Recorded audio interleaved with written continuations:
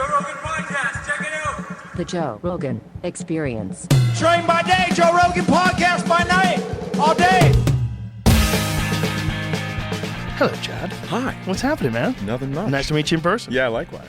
We were already chatting about how Google is totally listening to me. Right. Confirmed, 100%. Because your Google News feed is always like stuff that you're interested in, pretty much. Yep. But I was having a conversation with my wife about purses, and she was explaining to me that certain purses, like, you can't just buy the purse. You have to develop a relationship with a store owner. Like, what? I don't get that.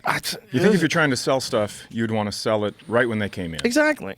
I don't get it. But, like, there's a thing that certain, like, posh people really love, and it's exclusivity. Sure. They love it. I'm the only one that can get this watch. I'm the only one that can get this fucking purse or whatever it is. So anyway, all of a sudden, Google starts showing me purse things. They start showing me all this stuff about purses. I didn't look anything up about purses. I just had a conversation with the phone sitting at the dinner table. That's crazy. Yeah, it happens all the time. Man. It's It weird, ends like- up in your feed. You're like, oh, my forearms are too small. Next thing you know, you got these flexi deals and the Gorilla Grip deal thingy that spins around. There's no doubt it happens. There's 100% no doubt it happens, because that is the only explanation for that showing up. Because generally, it's always the same stuff, same kind of things that I'm interested in. Stuff that I click on, UFOs, MMA, some new car, something. It's like, it makes sense when it shows up in my new, and I'm like, why are they showing me 3 different articles about purses? The fuck is going on? Are You getting fucking listened creeps. to? Yeah. Ew. Is that legal? How's that work? Do you have to sign off on that on the app? Like, if you're using the Google News app, are you signing off on that? There are multiple ways that you may have opted into something that's allowing that to happen, yeah. Jesus. I haven't read any of those things. Nobody I reads scroll those to the things. bottom, hit the thing. If you read them, you're a psycho. If you're sitting there How long reading would it those take things, you? forever. Yeah. Like, how big is the Apple one? It's big is that one? 3 full scrolls. Yeah. Apple's pretty good about stuff. I think they're probably the best about that, because they're the first company that actually stepped in and said, we're going to stop companies from being able to share your information. They're the first that did. What exactly did they do, Jamie? They made some sort of a big deal. It was an advertising move, and a lot of people got pissed off at them for it. It might have been the ability to opt out. I think they might have given you the option to opt out on the settings of the iOS for the first time. I'll check. Something like that. I think you're right. It's something like that. But a bunch of people are like, this is going to affect our advertising. But yeah, you guys are stealing money. Stop doing that. I spend my mornings going through my emails, unsubscribing Oh, yeah. to stuff. Yeah. It's just too much. There's companies, like there's one of our ads is which one is that? They'll go out and find the subscriptions. Which one is that? Jamie will find it. Oh, like they go find it They'll and do let it you for know you. what you're subscribed to? And you're like, oh, National Geographic still? Whatever it is. Whatever. Oh, God. I am leaking money. I'm sure. Apparently everybody is. It's just you get so accustomed to subscribing. Like, oh, yeah, that'll be easy. I'll get the cereal every month. Yeah, no shit. I'm 5 years into a lot of week-long subscriptions, free subscriptions. Yeah. Well, that was how they used to get. How old are you? 49. Okay, you might be old enough to remember. I'm 56. Do you remember those Columbia Record House deals? Oh, hell yeah. Nobody paid for that. How did they make any money? I still have collection coming in. Everybody does. I feel like that was a way that they made artists seem more popular than they were. I think that was part of their deals. They could say they sold, millions and millions of records. I also think it was probably a way that they could rip artists off, because they could say, we lost all this money on Columbia. Like, they could, factor it in, and say, I know it seems like you sold 1 million copies, but actually 400,000 of them are Columbia, and nobody's paid for them. The MC Hammer clause. Right. Is that what it was? I don't know, but he's that guy. Did that happen to him? I know that his record deal screwed him over. He had to file for bankruptcy, all that stuff. Oh, yeah, that's right. He went full MC Hammer too. He went crazy. Like he was like getting some house built. I remember it was like the most extravagant house. He had like this super expensive marble that was being brought in, and and then I guess they pulled the rug out from under him. Yeah, that's those wild. dirty bastards. I don't know the whole story behind the MC Hammer thing, but they for sure don't want to pay you all that money. Oh, no way. If you look at royalties for comics, it's 0.00, like 15 zeros and then 1 cent. Oh yeah, you get nothing. For audio, for comedy audio, you get nothing. Yeah. You get nothing. It's always been like that though. It's, especially comedy albums. After like 1980, who fucking bought comedy albums? I mean, I don't know, but it's like, plus the lawsuit, you know about the lawsuit? Where Which one? They had to take a bunch of people off of Pandora and Spotify and everything because of the lawsuit that they were trying to get writer and performance credits. Who was trying to get it?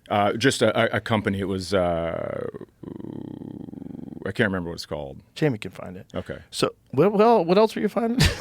Experian was the company that does the subscription. Okay, Experian. That's good to Yeah, know. so they'll find your subscriptions and they'll yank them. So, what is the company that's doing this? So you had all these royalties coming in, and then all of a sudden, this company, there was like a bunch of estates, like the Robin Williams estate, I think maybe George Carlin, where they were like, hey, we should be getting more money for this because it's 50-50 split, but songwriters are getting a writer credit and a performance credit. Right. And so they wanted comics to do that, but that doesn't really make sense because comedians are like, I'm not using your bits, like, Right. and so you wouldn't get a writing credit for my performance. Right. So it was strange. And so then Pandora was like, fuck this, we're pulling everything down, and pulled a bunch of guys off, including myself. But I still don't totally understand. So, who wanted the credit? Like when you say writer and then performer credit, was that to the comics, so the comics would get paid twice? yeah. Okay, so instead of like an artist that didn't write their song, the comics are like, no, we deserve to get paid twice because we created the entire content. Exactly. And But Pandora was like, no, we can't do that. right, because the writers, I mean, like when you're singing a song and someone else wrote Right. it, that makes sense. Right, But no right. one's doing anybody's bits. Right. Right. So like I can't sit up here and do a Hedberg bit. And if you are, you probably bought them from them. You know? Yeah, so there was some sort of agreement. Yeah. Yeah. I bought a heckle line once from a buddy of mine back in Boston. It's such a dumb line. Brian Fraser, the comedian. The joke was, this is like to someone in the audience that's heckling you. Like, this is my impression of God when he made you. Okay, just a dash of cunt. Oh no, the cap fell off. Too much cunt. How much did you pay for it? I don't remember. I think it was $500. I don't remember. But So it was then- such a great line. so I then was he like, can't dude, use that's a it. hilarious line. He goes like, I'll never use it. I go, sell it to me. I'll fucking use it. Yeah. But, I was like a year into comedy. I was like, when you're a year into comedy, anything that works, it's like you have tools. You have just like a toolbox. Oh, and yeah. anything that works. They're so precious. And you're so scared to write new ones. Ah! Yeah, you're like, start to freak out, and then you're like, oh, this come and go gas station bit always works. Right. So you fall back on that. Right. And even that sucks. It's kind of like the problem is like when you're starting out, you say things in a very specific way, and that might not be the best way to say that bit, but that's the way you're kind of stuck saying it. Yeah. That is a problem with bits. Like sometimes when you create, even today, like I'm working on a new one, and I'm like, I don't know about this. I feel like there's another way to say this, and I'm just banking on the way that I've been saying it over and over and over again, and maybe I should just abandon it and let it sit there for a bit and come back to it. So I didn't work summers for a long time. I have 2 kids. And when I was, when they were in high school, I'd always be home during the summer. And I found that in September, I would always be able to fix bits a little bit better because I let them sit. I almost forgot about them. You know how it starts, Right. and then your brain is like, I have to get to this point, but I can't remember how I got there. Right. And so then you start to put it together a little differently.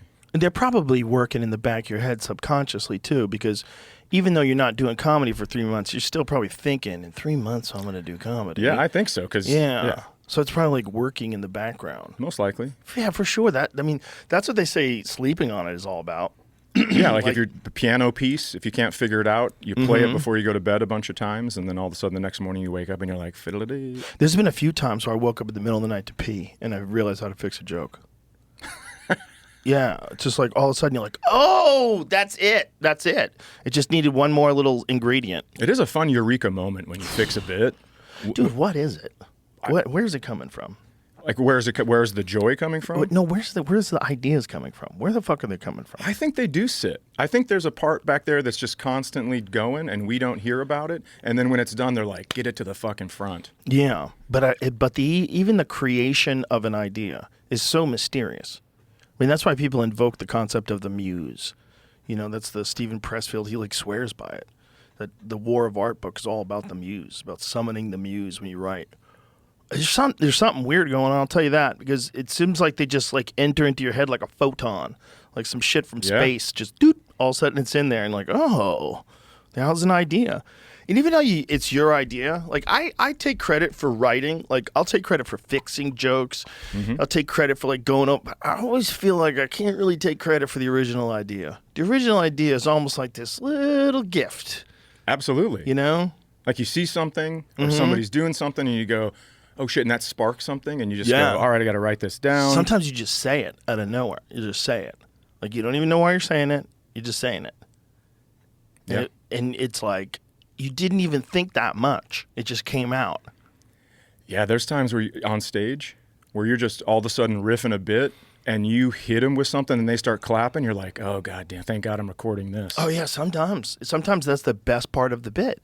And you're like, what the fuck is going on? Like, how is that the best part of the bit? It's almost like you're playing chess in your head, and you are 7 steps ahead, but you don't even know it. Right. It's a weird fucking art form. Weird art form. It's one of the only art forms where almost everybody writes their own stuff. Like, if you think about musicians, there's a lot of musicians who write their own music, and they're kind of revered, right? Whereas musicians, when you go to see a musician, like a singer-songwriter, and they write their own stuff, and you sit there and you're like, wow, this person crafted this in their mind and practiced it alone, and, you know, there's something like magical about that. But you can go see like a really talented singer that has writers that write for them, and they're great too, but you don't feel the same, you know? No, because you feel like you're good at playing the guitar, you have a great voice, you're good at making someone else's work. Like, I used to audition for stuff. I am fucking toilet at auditioning. It's the truth. I go in there and it's somebody else's words, and I'm just you can hear the people in front of you, they're getting huge laughs. I go in there, nothing. I don't know. I don't think I'd be a good singer of someone else's song. I think I'd have to write it. I never wanted to be an actor. I had zero acting, no wishes, no dreams, no aspirations, zero. Just wanted to be a comic. And then I got a development deal from doing MTV. Okay. And then because of this development deal, I wound up being on a sitcom. So my point is I did 2 auditions ever. One was for a show called Hardball. I got that show. And that show got canceled. And another one was for a show called News Radio. And I got that show. Yeah. And that was the only 2 that I had ever done. Good for you. It was the nuttiest thing of all time. People would get so mad at me. I'm like, look, I just stepped in shit. I got super lucky. Yeah. Like, they were looking for a cocky baseball player for this show on Fox. And I went in and they met me and they're like, oh, this is the guy. That's great. And then I did this show where I played a mentally challenged conspiracy theorist maintenance guy at a radio station. That was perfect, too. Yeah, I was like, I got these. They always sent me in for these auditions where it was like, I was 30-something years old, and it would be 22 good looking. And you're like, what the fuck am I doing here? I went in one time, and it was like an Abercrombie and Fitch shoot. Oh, God. And so I go in, and I'm looking around. Everyone's a foot taller than me, chiseled jawline. I'm like, there's just agents will throw anything at the wall. Yeah. I went in I definitely did a bunch of auditions after those shows that I didn't wind up getting, like for movies and stuff like that. They're all so weird. You're in a room with someone, and then, you know, you have to improvise. Sometimes they ask you to improvise. Like, look, this is neat. One time I went in for the reading, and the PA was this kid. It's not the kid's fault, you know, but he's reading the script. He's terrible. And you're supposed to be reacting, and he's barely getting the sentence right. Right. And then you're supposed to have this realistic reaction to this, you know? And then they were like, you know, I want you, this is what the guy said. He goes, I want you to you're very excited. Your friend is getting married. You're very excited. I want you to write down on a piece of paper, you know, get married. You're trying to talk him into getting married. And I'm go, so you want me to do this with this guy? I go, look, if you want to bring in an actor and me and an actor can fuck around, I go, he's barely getting through these conversations. This is silly. And then I was like, I don't want to be an actor. I'm like, I realized, like, why am I even here? Like, Yeah. I don't want to do this. Yeah. Let me get the fuck out of here. Nowhere in real life, nowhere in real life would somebody go, I'm thinking about getting married, and your response is, you gotta get married. I mean, it's crazy. Yeah, it was a dumb script. The movie was terrible, but a friend of mine was in it, and I was like, it would be fun to do a movie with him. And then, but going on the audition, I'm like, what am I doing? It was just one of those movies. It was written for fake people. It was written in some weird way for people that don't exist. I was like, you're trying so hard to make people talk and think this way. These aren't real people. Yeah. This is bizarre. Like, every person in this movie is totally disingenuous. Like, every word that you wrote for them is not like anything people ever say. Right. This movie sucks. It fucking sucks. And it looks like you wrote it on Adderall and you're just trying to make some money. And why am I here? You know? Yeah. Have you seen the show Suits? I have not. Okay, so they have this really weird cadence where they'll say, and I'm not going to goddamn do it. They use goddamn in front of stuff, but it's every character. Oh, God. And so you're like, how did all these people meet that Is it use from the goddamn 20s or in front- something? No, it's like... It's current? Yeah, Oh, I that's think it's ridiculous. still on. I think it just had a thing come on. Oh, that's bad writing. I Or was- a bunch of people that are like really easily influenced, you know?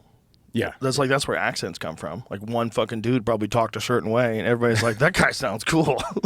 I was talk like this too. I was reading that some people have a thing in their head where when they're talking to someone with an accent, to make that person feel more comfortable, they start to speak in the accent without even knowing. Oh, yeah, for sure. Yeah, definitely. Yeah. I mean, when I was a kid, I would switch accents like when I moved to new places. I realized I only lived in Boston for like 6 years, and I was 19, and I was on television for this thing that I did, and I heard myself on TV, and I was like, ew. Ew. I had no idea my accent was so strong. It's like, yuck. Oh, Boston accent? Yeah, it was terrible. Oh, interesting. So I killed it for the most part until I get a couple of drinks in me. Yeah, that's the same with me. You put whiskey in me and I get a little Canadian. Yeah, especially if I'm around my friends from Boston. We're all talking shit to each other. Yeah, those guys talk shit. Yeah, you fucking cocksucker. Yeah, the best place to do stand-up. Because to develop there, like you are that treadmill is going. You got to hop on. You got to move. Get moving. Everybody's moving. Nobody in the audience has any attention span. They don't want to hear you dilly dally and pontificate up there. They want fucking jokes. Yeah, hammer me. I got to go to work tomorrow. Yeah, they're all tired. I love doing comedy in Boston. Blue collar. It's Yeah. a great. It's not even necessarily blue collar because there's a lot of like white collar people that come to the shows too. It's just like work ethic. When you have to shovel your car out of snow every fucking year, you have work ethic. You can't get up at 8 o'clock to be at work at 9. No, you have to get up at 7 because you got an hour of shoveling to do. Yeah, defrost the windshield. Yeah, you got to do all that shit. You got to start the car up, let it run, heat the inside to defrost the windshield, get the fucking scraper, and then you're out there on a fucking skating rink. Your street's a skating rink, so you have to drive 5 miles an hour, and you have to make sure that you hit the brakes way before the car in front of you, or you're going to cause a pileup. I saw so many pileups, man. Yeah. Whew. God I grew up in Minnesota. I lived in Minnesota my whole life. So And you've it's, seen it. It's just nonstop. I think Minnesota's the #1 state where people die in deer accidents. Is it the number one? Getting shot, you mean? No. Deer on the road. Oh, God. Yeah, I would Car think accidents. that. I would think that. It's either Michigan or Minnesota. I forget which one. But those places, you grow up in a place like that, man, you develop some resilience. Yeah. Those are different human beings. Yep. You grow up in fucking Florida, the only thing you have to worry about, the sky becomes an angry god every couple of years. Yeah. I remember Pennsylvania. Oh, Oh, wow. interesting. Damn. 1 in 38 chance of hitting an animal. So you drive West for 2 Virginia. months, you're going to hit one in West Virginia. Pennsylvania's 1 in 59. That's still high. But 1 in 38 is crazy. Yeah, that's wild. 1 in 38 means every month you're hitting a fucking deer. That is so crazy. That is so crazy. It doesn't mean that. It means overall the time of your life. Holy shit. 1 in 38. But that's a lot. I've never hit a deer. It's probably stupid to put out into the universe. Yeah, but I've never hit one. I've never hit one either. I did hit a squirrel once. I felt so bad. Little guy was moving left and juking left and right, That's not what they sure. And I'm like, come on, fucker, don't do this. Don't do this. And he did it. And I felt the thump. I'm like, oh, no. Yeah. And I look back and I see his little legs kicking. But you know what? Vultures have to eat too. That's what that's all about, you know? Oh, absolutely. That's a weird thing too when you see a dead animal and you're like, oh, and then you come back like 20 minutes later and you see these monsters hovering over it, devouring it. Just gone. They're so gross. Pulling everything out. Oh, have you ever seen a Tibetan sky funeral? Bro. In Tibet, I don't know which religion, I don't know what they're practicing, but they have this ritual called the Tibetan sky funeral. And instead of burying people, what they do is they chop them up and they feed them to vultures. What the fuck? Yeah, and there's graphic video of this online because it's like this big ritual. So there's graphic video of these dudes with these like giant cutting boards and fucking cleavers hacking up people. And there's a swarm of vultures all around them. So they're hacking up body parts. And then these vultures are just devouring these human beings. And we think it's gross, right? But isn't it grosser that you waste the body? Dump it, yeah. What is this, Jamie? Oh, it's a video of it. That guy looked a little too cute to be there. I was like, what are you doing there, fella? I thought it was a movie. No. So look at these. Look at all these vultures. Jesus, this is like when pelicans follow a fishing boat. Oh, they 100% know what's going on because they've been doing it all the time. This is a tourist attraction in some part of China. Jesus Christ. Tourist pictures. attraction. Oh, there they go. So they're not going to show you hacking the guy up. Forget it. But there's plenty of other videos that are more documentary style that show like very graphic images of this this person just hacking apart this body. How big? How big do they cut the pieces? Just like chunks. Okay. And the vultures, you saw how they are. They're like piranha. Yeah. They're all just on it. Yeah. And they just devour everything. They devour the bones. They devour everything. Isn't that better? Though, I mean, look, nobody wants their loved one to be reduced to meat, but is it better that you're taking your loved one and you're pumping them filled with some toxic chemical that makes it so that they'll never rot? You can exhume them years later and find fentanyl traces and shit. If you believe like in something else, like something's going on afterlife wise, right? I mean, the soul's gone anyways. It's the vessel that you're putting in the ground or letting vultures eat. And if you believe that this person was murdered, like, do a better job now. Like, how much time do you need? Do it and film it and get all your.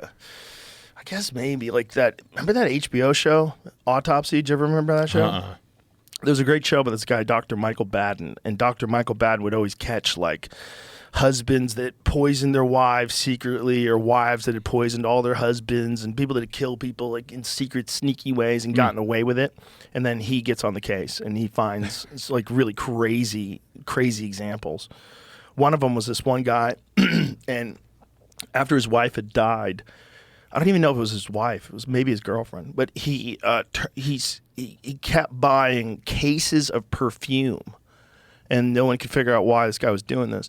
But he left his wife in the bed and never reported that she was dead, and kept fucking her and put like a mask on her, and then eventually put like some artificial vagina down there. And the perfume, he was pouring perfume on her to mask the decay.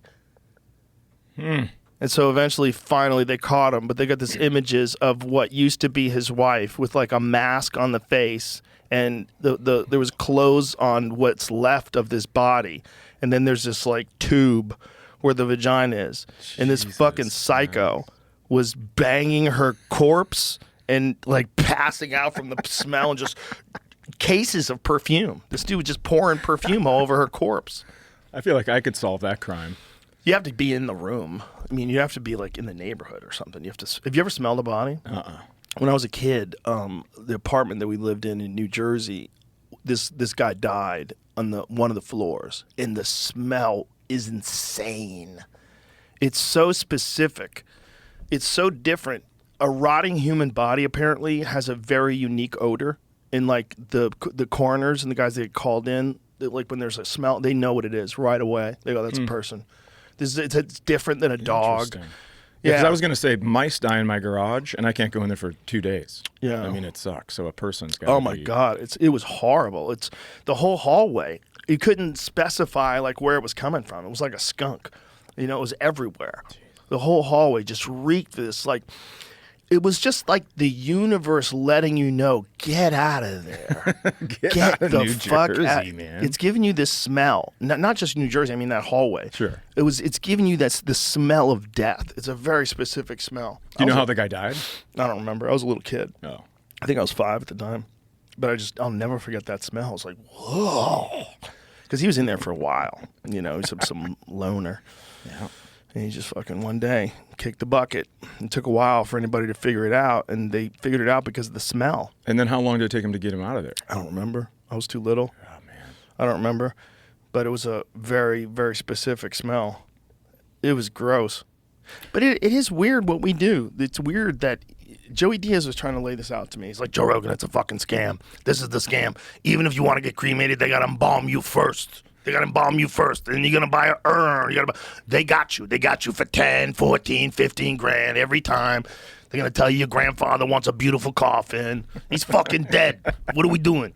It's like this weird thing that everybody does where you have to get your person embalmed, and then you get them made up, which is the creepiest. My daughter has a friend who her boyfriend's sister died, and she's getting into makeup and hair for a living.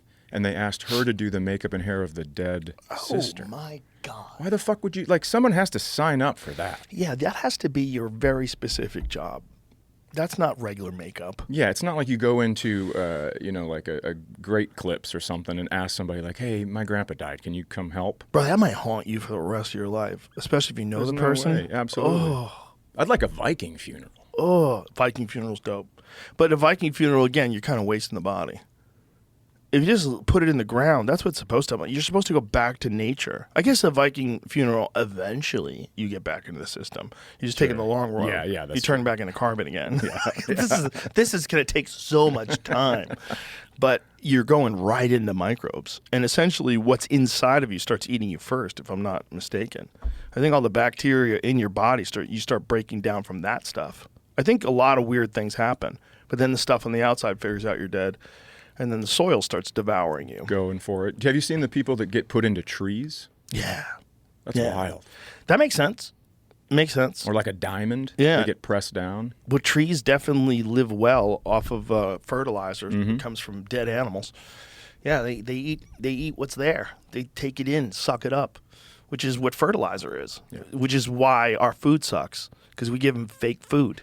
We basically feed our processed food, right? Because nitrogen is what we take nitrogen and a bunch of other bullshit chemicals, and we pour it on this dead topsoil so that these poor corn can survive. And then we eat the corn, and there's like no nourishment. And they're like, what are we doing? Yeah. I remember like in 3rd grade, they taught us about crop rotation. And you're driving by these fields, and you're like, this has been fucking corn since I was in 3rd grade. There's no way you can rotate. Huh? Yeah. That's what they're all doing in the regenerative farms. In regenerative farms, they move everything around. That's how you're supposed to do it. That's how everyone's done it from the beginning of time. What is that? Mushrooms that eat your body? Whoa. It's a suit you wear to get buried in, and you turn into mushrooms. But they're going to embalm you, man. Unless you live in a place that lets you opt out of that. Unless this is for another country. What are the laws in America? Let's find out what the laws are. When you die, do they have to embalm you? Because this is what Joey was saying. But that might have been very specific. It might be regional. It might be like certain cities. They embalm you before you go into a cooker? Yeah, that's what he was saying. Oh, I didn't know that. I thought you just went in. Not required by law. Not required, but they probably talk you into it then. That's probably what it It is. says, in fact, the FTC funeral law forbids any funeral home from stating the contrary. Interesting. That's because they've done it. Oh, absolutely. All they're trying to do is shame you, make you feel bad. Listen, you have to embalm them before you cremate them. Your This is grandfather just- came in here earlier and told us he wanted to be embalmed. Is it necessary? According to federal law, it's forbidden to declare that embalming can entirely stop the process of decomposition. Oh, but that's different. But that's probably why, I guess, though. Right. People It's care. entirely forbidden to declare that embalm. But is it mandatory? Is embalm do that? Is embalming mandatory? I was giving more. It's not required by federal law in the United States. And no funeral homes can claim that it is. That's interesting. However, there are some circumstances where embalming may be required. State law. Okay, some states require embalming if the body's not refrigerated or is held in transit for more than 24 hours. Other states require embalming if the death was caused by a contagious disease or if the remains are being transported between states. So funeral homes will require embalming. If the family chooses a service with okay, that's probably visitation, open casket. That makes sense. Cemeteries may require embalming if the remains are being entombed in a mausoleum. Ew. Yeah, that's a lot. Embalming can help their loved ones see their loved ones for the last time. You know what? I have only been to one funeral where I saw one of my loved ones. It was my grandfather, and I was like, he is not there. Like whatever they left there, that is just not. That's not my grandpa. He's gone. Yeah, when they go, oh, he looks so natural. Well, he wasn't fucking orange when I knew him. Fuck no. No, he does not look natural. He looks weird. Yeah. There's like a part of you that knows that whatever a person is in their soul, whatever a soul is, it's off. Yeah, that's gone. It's off. Yeah, it's gone. And it's weird. It's a weird feeling that you get when you're around a dead body. It's like, especially one that you knew so well. Oh, yeah. It's a wake-up call, you know, because you just realize, like, oh, my God. Like, this comes for everyone. One day, everyone in your life is going to go like that. And if you're lucky, you're going to see it. Is that what the luck is? You know, if you live long enough. I was switching phone numbers the other day, and I was going over my phone, my contact list, and there's so many people in there that are dead. I kept pulling up people that were dead. I was like, oh, he's gone. Like, he's gone. God damn. It was crazy. How long has it been since you switched last time? Well, it's just I got a bunch of old numbers, you know, from dudes that I haven't talked to in forever. That you know, you just when you have an iPhone, you just keep getting a new number, and you just somehow or another all the numbers come with you. Yeah. There were so many of my friends that are dead. It's so sobering, you know. When you just start counting the numbers, like, oh, fuck, Norm Macdonald. Oh, fuck. You know, and you just go through all of it, and you're like, fuck, he's gone too.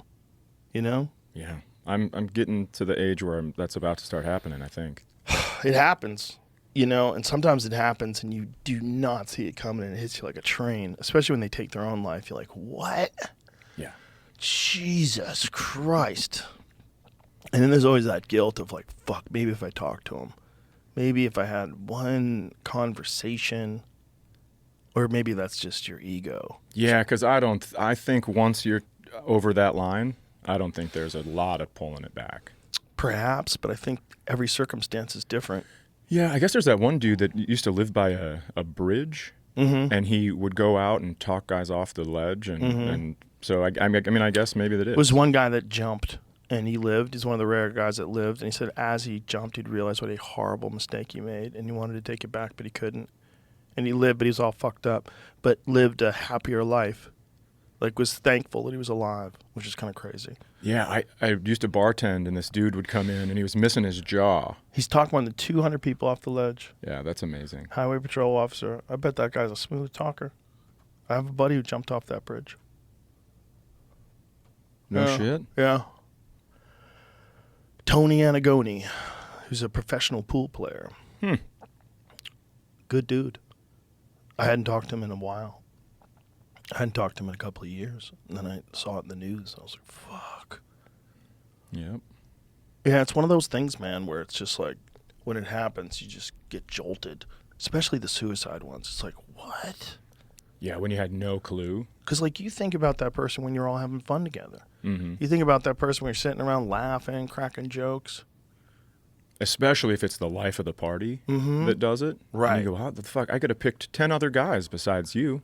Right, like you imagine Robin Williams. Imagine watching Robin Williams on any. Did you ever see that commercial where he's doing a commercial and he won't stop fucking around? I don't think so. And the director's trying to get him to stop fucking around. And he's like, will not stop fucking around. I love that. He's doing the different characters and shit. And he's like, okay, Robin, can we focus now? And Robin's just fucking going off.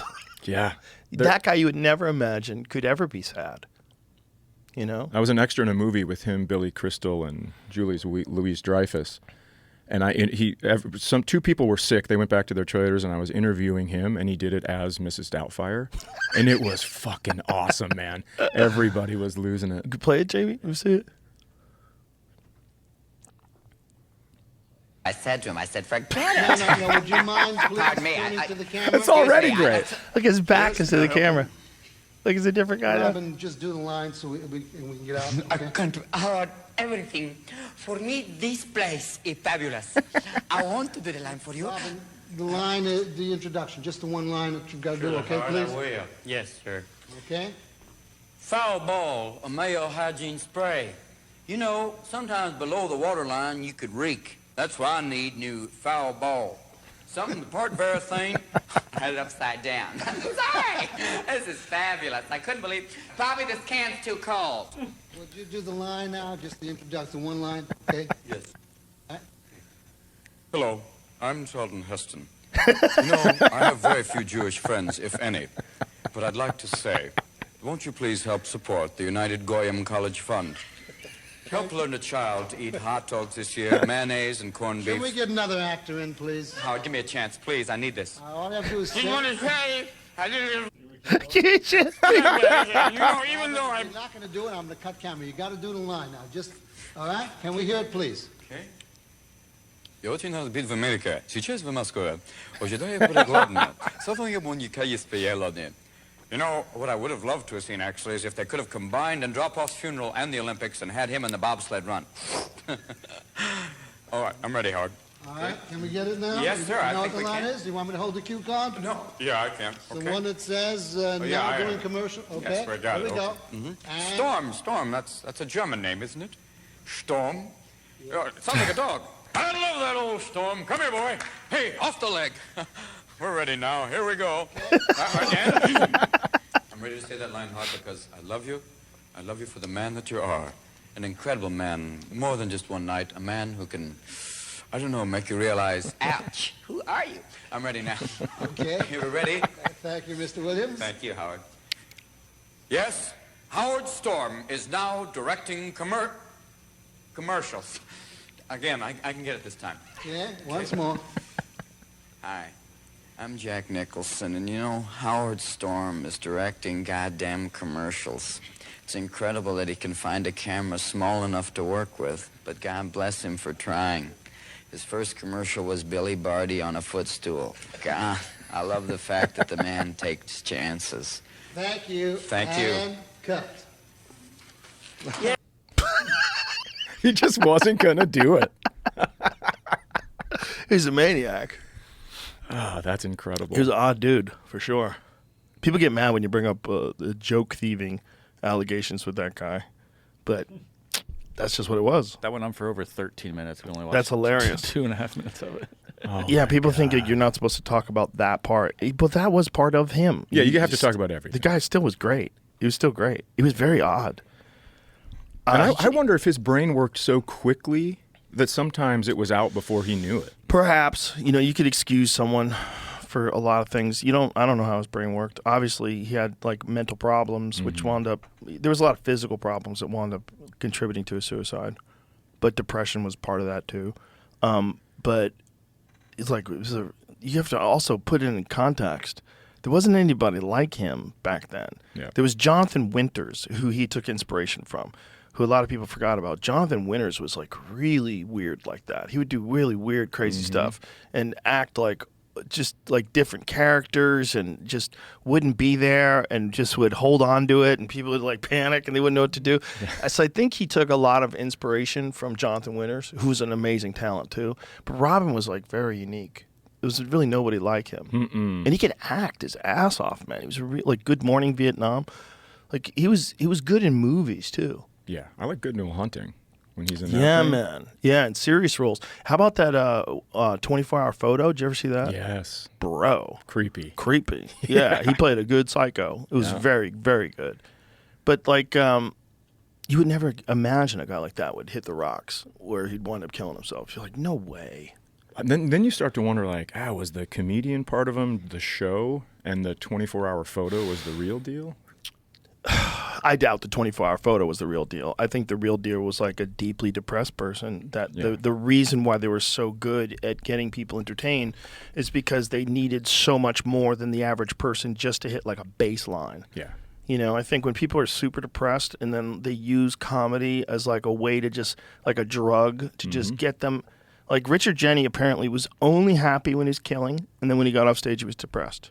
And Oh, God. he's another guy that wound up killing himself. That's like an hour a day Yep. that you're happy. Yep. And he was like the most miserable guy, guaranteed. Like when I would do morning radio, I would always ask the drivers, like, who's the worst guy you have to drive around? And they always would say Richard Jeni. Say he hated it. He didn't want to be there. Didn't want to talk to anybody. He was miserable. He was so fucking funny, though.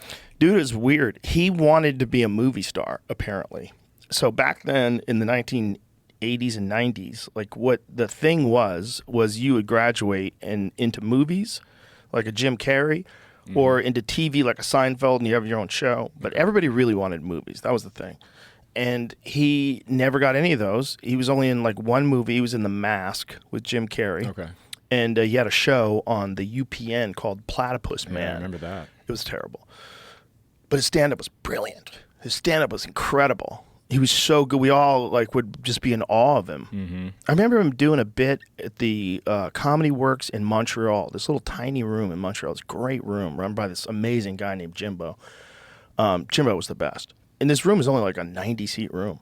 And it was during the Just for Laughs Comedy Festival. And Richard Jeni went up and he did a bit about buying a Corvette. Like, what an unrelatable premise. Yeah. What a, like, what a premise where you like, how do you get anything out of this? And was murdering. Just murdering. That's crazy. I can't remember what he said, but I was crying laughing. We were crying laughing. It was so funny. And there were so many punchlines in there. And it was so, his sense of irony, his sense of his sarcasm, the way he would hit the punchlines, the writing. It's like all day he prepared for these sets, and then he would just go into a darkness and just get ready to do it again. That's brutal. Horrible. I knew his girlfriend. His girlfriend was a comic too. One of his girlfriends at the time. I don't think she was the girl that was his girlfriend at the time that he killed himself. But she was a comic at the store, and she would just tell me, it's just like, the guy's so brilliant, but he's like so eaten up. Yeah, some people can't find balance. It sucks, man. When they're that good, you just like want to hug them. Just like, come on, man. Keep it together, just dude. want to go. Just enjoy the rest of it. I've told this story before, so I apologize to anybody that's heard it. But he went to the East Side Comedy Club in Huntington. That wasn't Huntington Beach. It was on Long Island. East Huntington? I forget where it was. But East Side Comedy Club is a great comedy club on Long Island. And I went there on a Sunday, and I talked to the guy that was the MC all weekend, and he was depressed. And I said, why are you depressed? He goes, Richard Jeni did a different hour every show. Holy shit. He did 4 different hours and killed. He goes, I'm up there. He goes, I have 20 minutes that I'm opening with, and I can barely get through them. They suck. And then I'm bringing on this genius who does a different hour every fucking show. And he goes, it makes you want to quit comedy. I think he might have quit comedy because I never heard from him. I really think that might have done him in. Like, I think he was around for like a year or two after that, but I think that was it. That is tough to watch, though. When you're working with a master and you're not even close to it yet. It's like those dudes who fought Mike Tyson in the early days. Like, you never saw them again. Yeah. I've been late for a show twice in my life, and both times it was from watching Mike Tyson's greatest hits. Oh, wow. They will drive you crazy. There was a time, like in like 1986 to like whatever it was when he lost to Buster Douglas, when there's never been a heavyweight like him. I think he was the greatest of all time. I think he was the greatest of all time for a short period of time, but I think you have to look at a fighter in particular. They can't keep it up forever. It's too crazy. Mm-hmm. They only have a few years in this like high revolution, high rev, red line prime. And that's what I try to judge them on. There's ways people judge fighters on longevity, when you look at like Sugar Ray Robinson, or the best example of all time is Bernard Hopkins. Bernard Hopkins was a world champion when he was 49 years old. Crazy. That's my age. Crazy. And fucking up guys that were 20 years younger than him with ease. That's wild. I mean, he was a master, just a masterful boxer who had incredible discipline and never lost focus and never got out of shape and never ate bad food. He never ate processed anything. Wow. He always ate like clean, organic food, drank water, no booze, fuck you. Up in the morning, always running, always calisthenics, always was shredded, never gained weight in between fights. Even today. I had him on the podcast today, like a couple months ago. How many months ago? 6 months ago? Maybe a little longer. Sounds right. Something like that. Even now. Guy's like in his 50s. He's fucking shredded. I don't have ready that to go. You don't have to. Yeah, You're a comedian. It's like I need the processed food sometimes. And sometimes you need a little comfort. What do you think it was about Tyson? Do you think it was his? I always equated it to his legs and his coil. There was a lot of factors. First of all, there was his upbringing, right? So he had a horrible, horrible upbringing. Okay. just crime and violence in the worst neighborhood in Brooklyn. He lived in Bed-Stuy, right? So Brownsville, I think, originally in Bed-Stuy. Terrible neighborhoods, real bad. You know, a lot of crime, a lot of violence. And then at 13 years of age, he gets adopted by this guy, Cus D'Amato, who's one of the greatest boxing minds of all time. And he's also a hypnotist. So from age 13 on, he's hypnotizing Mike and telling Mike he's the greatest of all time. He's the greatest of all time. He's going to be the greatest heavyweight the world has ever seen. And then on top of it, you have crazy genetics. Mike, I had Teddy Allison. He told me that when Mike was 13, he was knocking out grown men, and they wouldn't believe he was 13. He'd bring him to boxing tournaments. They're like, how old's that kid? He goes, 13. He goes, he's fucking 16. He goes, okay, he's 16. He'd put him in with the 16-year-olds. He'd knock the 16-year-olds out. Yeah, he was a freak. So you have that sometimes. You know, you have kids that just have extraordinary genes. And then you have this perfect storm of a very intelligent person who's deeply neglected as a child and then adopted by a genius. Not just a boxing genius, but a genius in terms of psychology and life and philosophy, and he understood war. And like he was a war historian, and he was a boxing historian, and he was also managed by this guy, Jim Jacobs, excuse me.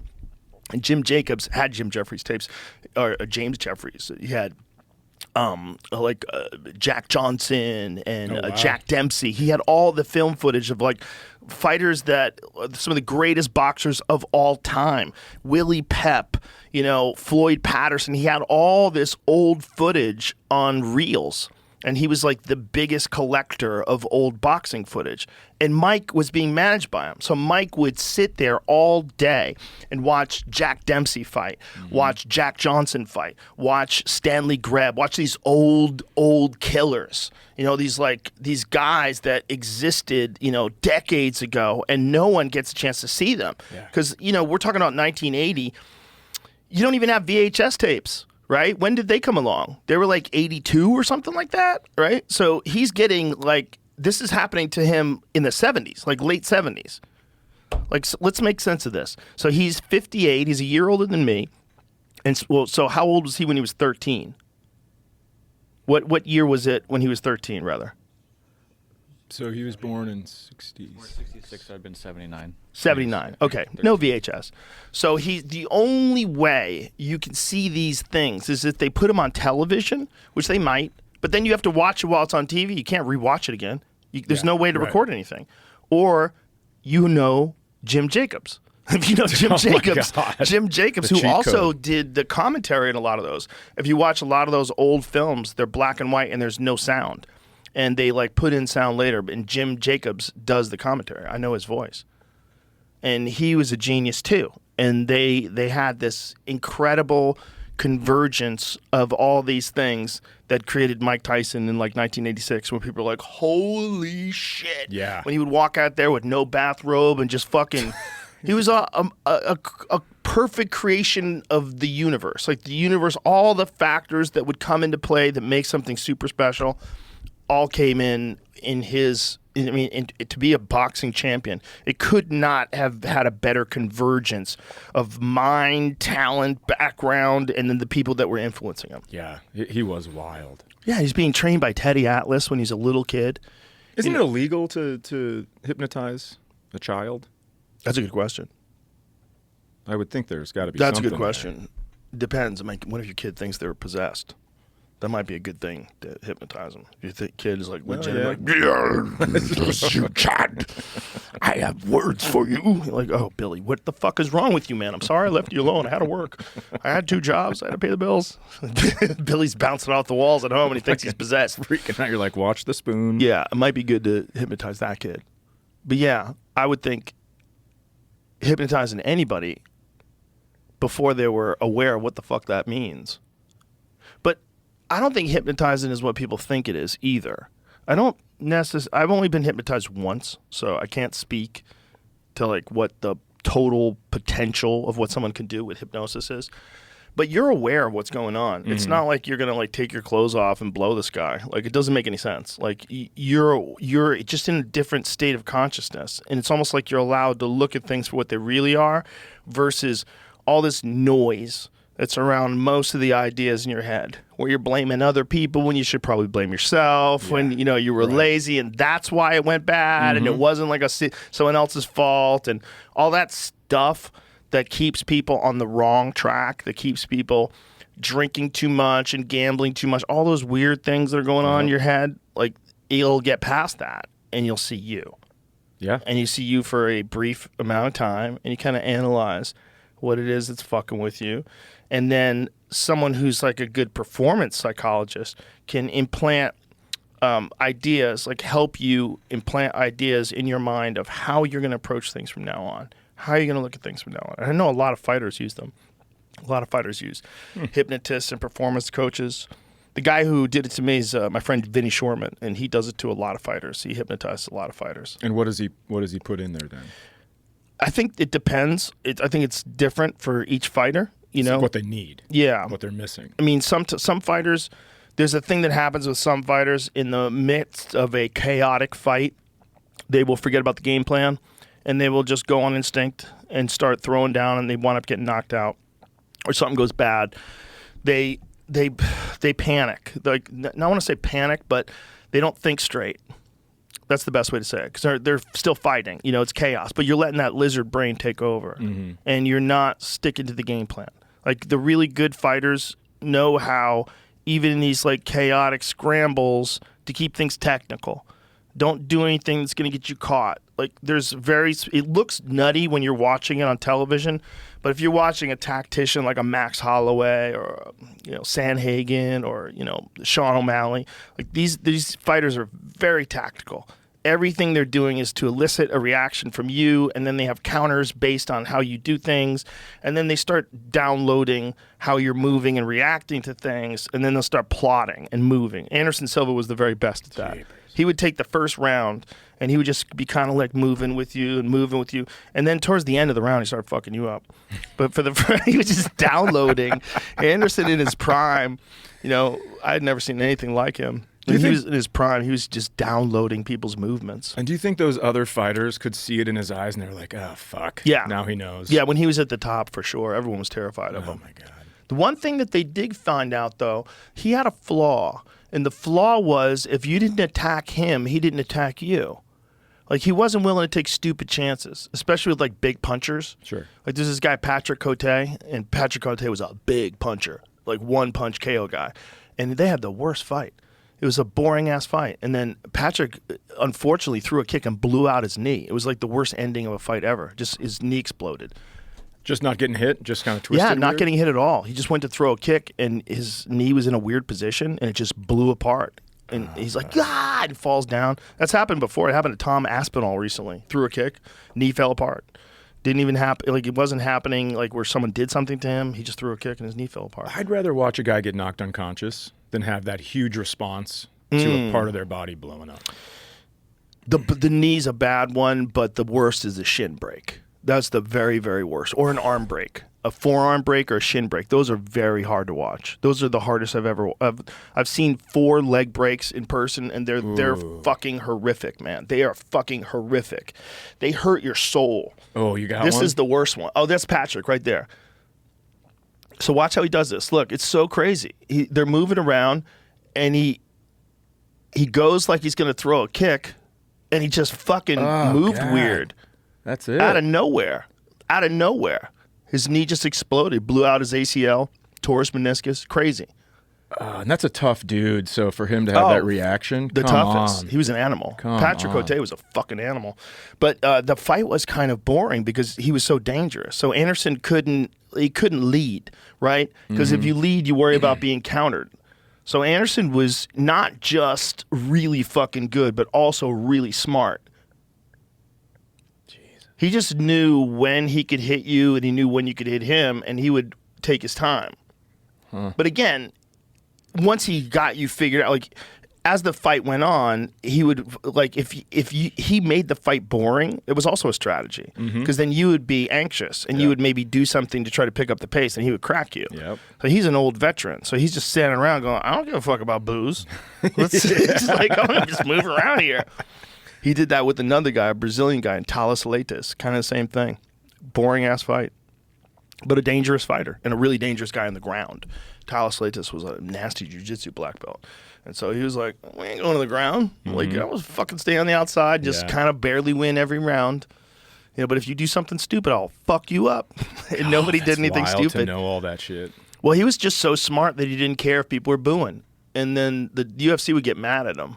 They'd get mad at him because those performances, even though he's the greatest of all time, at the time he was for sure. In my eyes, he's still in the conversation. During his time period when he was running shit, still in my book, one of the, if not the greatest of all, one of the greatest of all time, for sure. He's in the conversation. Whatever that, the conversation's so subjective, and I change my opinion on it all the time.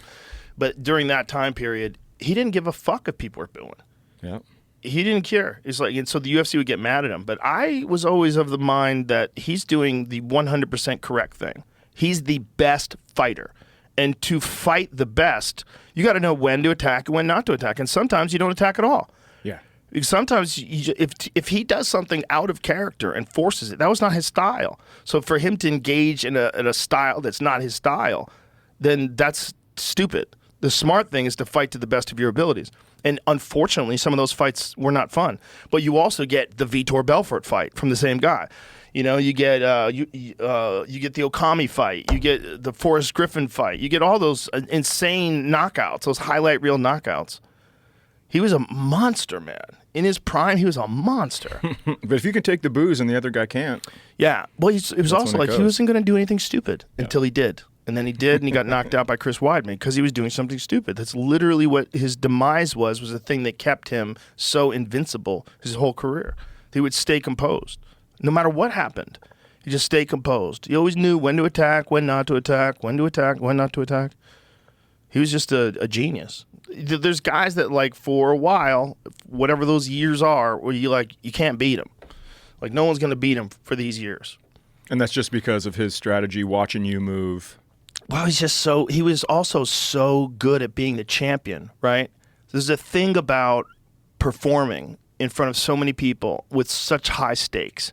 And if you've never experienced that before, the first time you ever fight for a championship fight, it's so crazy. You see it in guys' faces sometimes. Sure. You see the weight of it on them. They're like, fuck, this is so heavy. It's like there's so much anxiety. You just can't wait to get in there and get it. And once it gets going, then you're fine. Then you're just going on instincts. Then you're going on training. And then you're fighting. But it's the buildup and the thinking and the anticipation and the anxiety. He's used to that. Yeah. He's done that 13 times. He defended the middleweight title, I believe, more than anyone ever. Is that true? I believe he did. That's why Gene Hackman measured the hoop in Hoosiers. Right? Let him know, like, you've been here. This is it. Same fuck. It's 10 feet. Yeah. It's the same thing everywhere. Yeah. But the thing is, that's like that anxiety of performing in the moment, and that's what a sports psychologist does. And that's where a sports psychiatrist comes in. That's where a sports hypnotist, rather, comes in. Psychiatrists too, but they give you drugs. You can't take those when you're fighting. Some guys have tried. I knew a guy who got kicked off a card because he was on Adderall. And they were like, you can't take Adderall and fight. He's like, I need it for my ADD. Like, fuck, shut up. Shut up, bro. You're on speed. It's tough, though, man. Sports can mess you up. Oh, 100%. Like, I come home from golf for the last 3 years, miserable, right? Calling myself a dumb fuck, calling myself a piece of shit, loser. And then my girlfriend goes, hey, why don't you just tell yourself, pretend you're talking to 8-year-old you. And I tried that shit for a round. I had the greatest round of my life. Yeah, you could do it. You just have to, that part of being a man in particular, like, fucking idiot. You know, like you make a mistake, you got to avoid that. It does you zero good. There's a gym teacher with real short shorts in my head. That is the voice in my head, dude. Just like, you fucking idiot. I'm guilty of that sometimes when I play pool. I'll talk shit to myself. This is great. Charles Barkley's one of us. What does he do? What does he do? God damn it, you fat fuck. Did you hear how fast that was? I mean, he almost not even hit the ball before he said it. That's amazing. Oh my God, that's hilarious. And then the girls taking the video laugh at the end. It's so good. Oh, that's hilarious. Yeah, that does not help you. But also, there's a thing about a guy like a Charles Barkley or a guy like you. It's like you don't really have the time to dedicate to a thing like golf to really get great at it. Right. It's the same thing as playing pool. The great pool players, they play 8 hours a day. Oh. 8 hours a day. If you want to play like a Shane Van Boning level, you want to play like a Fedor Gorst level, you have to play 8 hours a day. They play 8 hours a day. Yeah. They don't fuck around. They're so in the groove all the time that if you're like a casual player, you just can't find that groove. And they don't want to ever let that groove go. They're in that groove all day long. All day long. They wake up in the morning and they start thinking about running balls. They start thinking about putting English on balls. Like if you want to play golf like a really great golfer, those fucking guys play every day. They have coaches. There's just no way. They analyze footage. Like look at Tiger Woods. Tiger Woods started playing when he was how old? 3 maybe? In 2? the womb, arguably. I don't Yeah. Yeah, and was coached by his father from the time he was a child. Played constantly. Yeah. Greatest of all time. I mean, you can get in the groove for a little bit. Yeah. And that's what keeps you going back. But you're not going to stay in the groove. You're not going to stay in the groove. No. That to me, it's maddening for me with pool.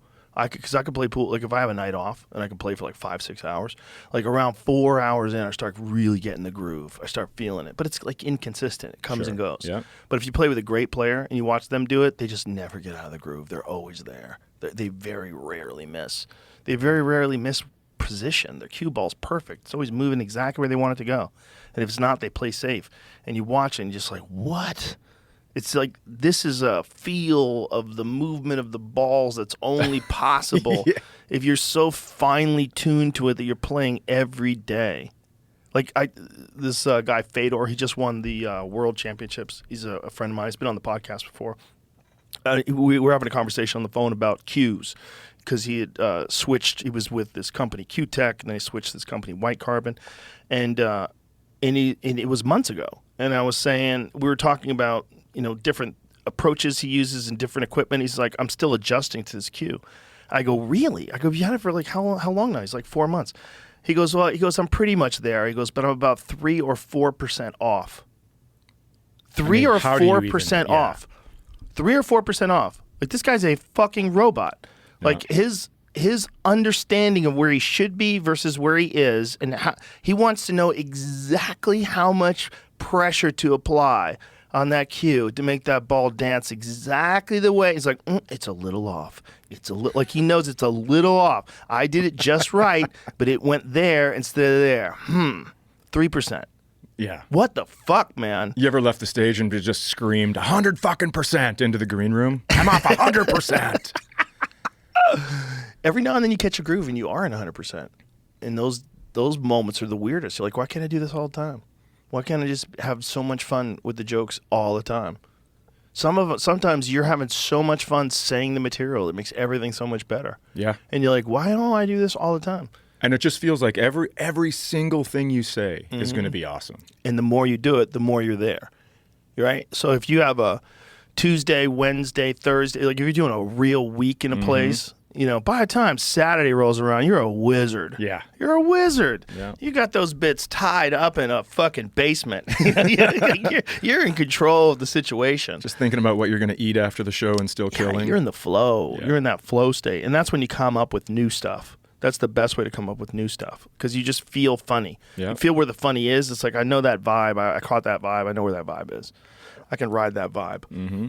And that's those golf guys. So if you're not doing that every day, you're going to get out there and fucking loser. You fucking idiot. You fat fuck. You talk to yourself just like Charles Barkley. It's unavoidable. Yeah. Do you ever play snooker? I know. I have not played it. I've seen people play it. I've fucked around on a snooker table. I've never played a game of snooker, but it's very difficult. It's hard. A lot of snooker players are super successful in pool. No pool players. Maybe Alex Pagulayan, he could play everything. He's like a world champion in like every discipline. He's a world champion in 8-ball, 9-ball, 10-ball, back. He's like one of the greats of all time. One of the Filipinos too, which for whatever reason, Filipinos are the best pool players on earth. Like there's guys driving taxi cabs in the Philippines rather, that can win pool tournaments in America. They come over here like you can't even everywhere you go there's pool tables. Like it's like one of the most popular games in the whole island chain. It's huge over there. But that guy is he's like an elite professional snooker player as well as an elite professional pool player. But he's super rare. There's like John Moore. There's a couple other guys that can play like really good snooker. We came up playing snooker, like northern Minnesota. That's a tough game, man. Yeah, you'd go in and these guys are just like, they take it so fucking serious. If you lose them $1, I mean, these were old men. And if you lose them $1, forget it, you're out. I remember they always used to say so a 2-ball was worth money. So you'd have to make a cherry, it's called, a red ball first, and then you had to make a number ball. And then he would always go, if he'd missed the 2-ball, he'd go, they never do.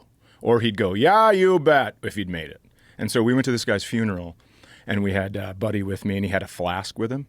And they were talking, and he stands up and raises the flask, and he goes, they never do. And then all his old buddies had flasks with them, and they raise and go, yeah, you bet. It was the fucking greatest funeral I've ever been to. That's awesome. Well, I bet snooker halls. What do you call them? What do they call snooker halls? Where people play snooker? We just played at the spot. I don't know. It was like a little restaurant that had tables in back. Oh, okay. And they were all snooker tables? We had 2 pool tables and then 2 snooker tables. Oh, okay. Yeah. Because like places where they just play snooker, do they call them a snooker hall? Is that what they call them? Yeah? Snooker club. The term pool actually comes from gambling. Pool is not the game. The game is pocket billiards. The pool is what's called, they would pool their money together and gamble. Oh. That's the name. That's the name that was attributed to it. Yeah. It was really a gambling game, 100%. But snooker players come over to America, and rob people in pool.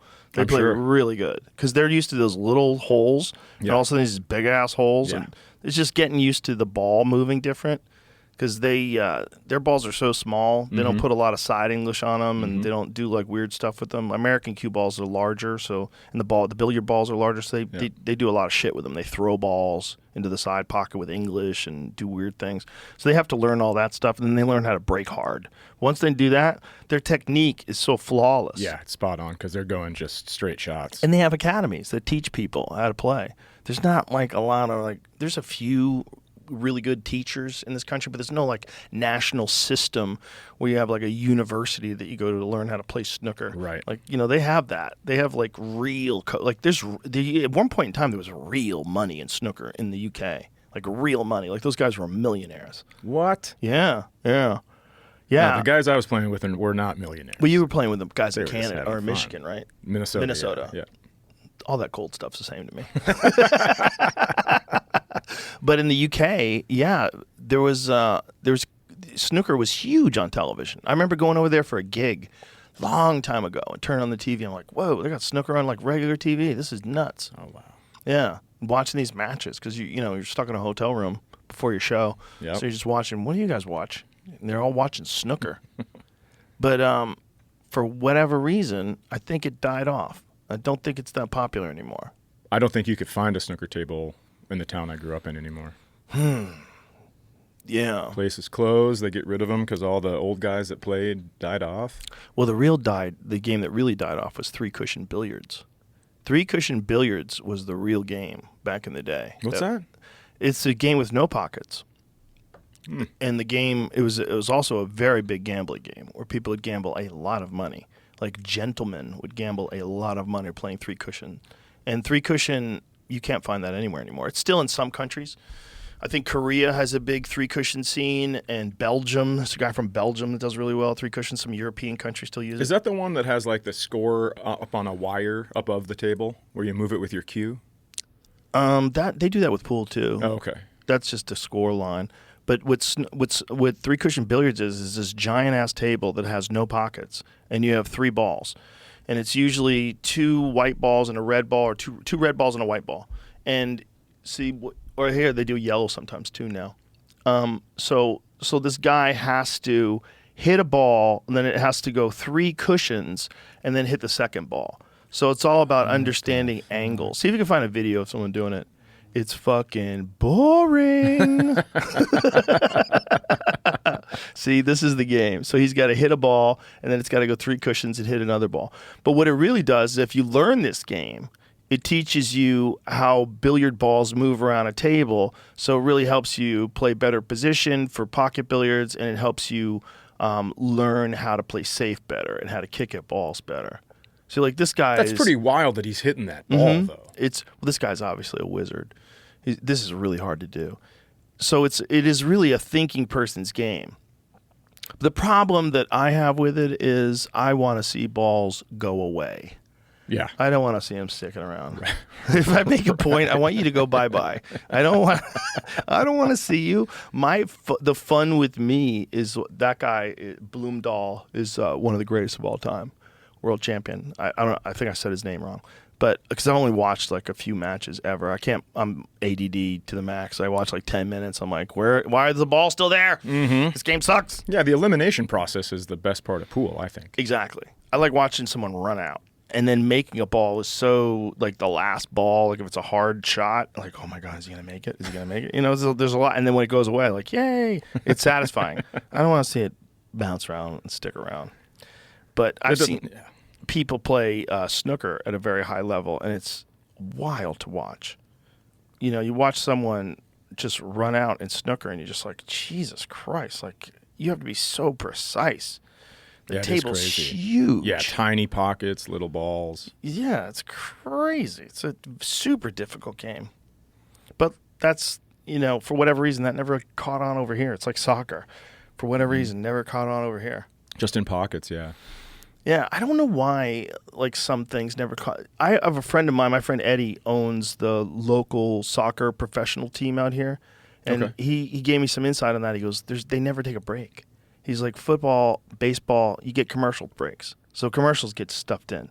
Soccer never stops. It's like they play on the clock, and the clock keeps going, and every match is going to be X amount of minutes long, and that's that. There's no room for commercials.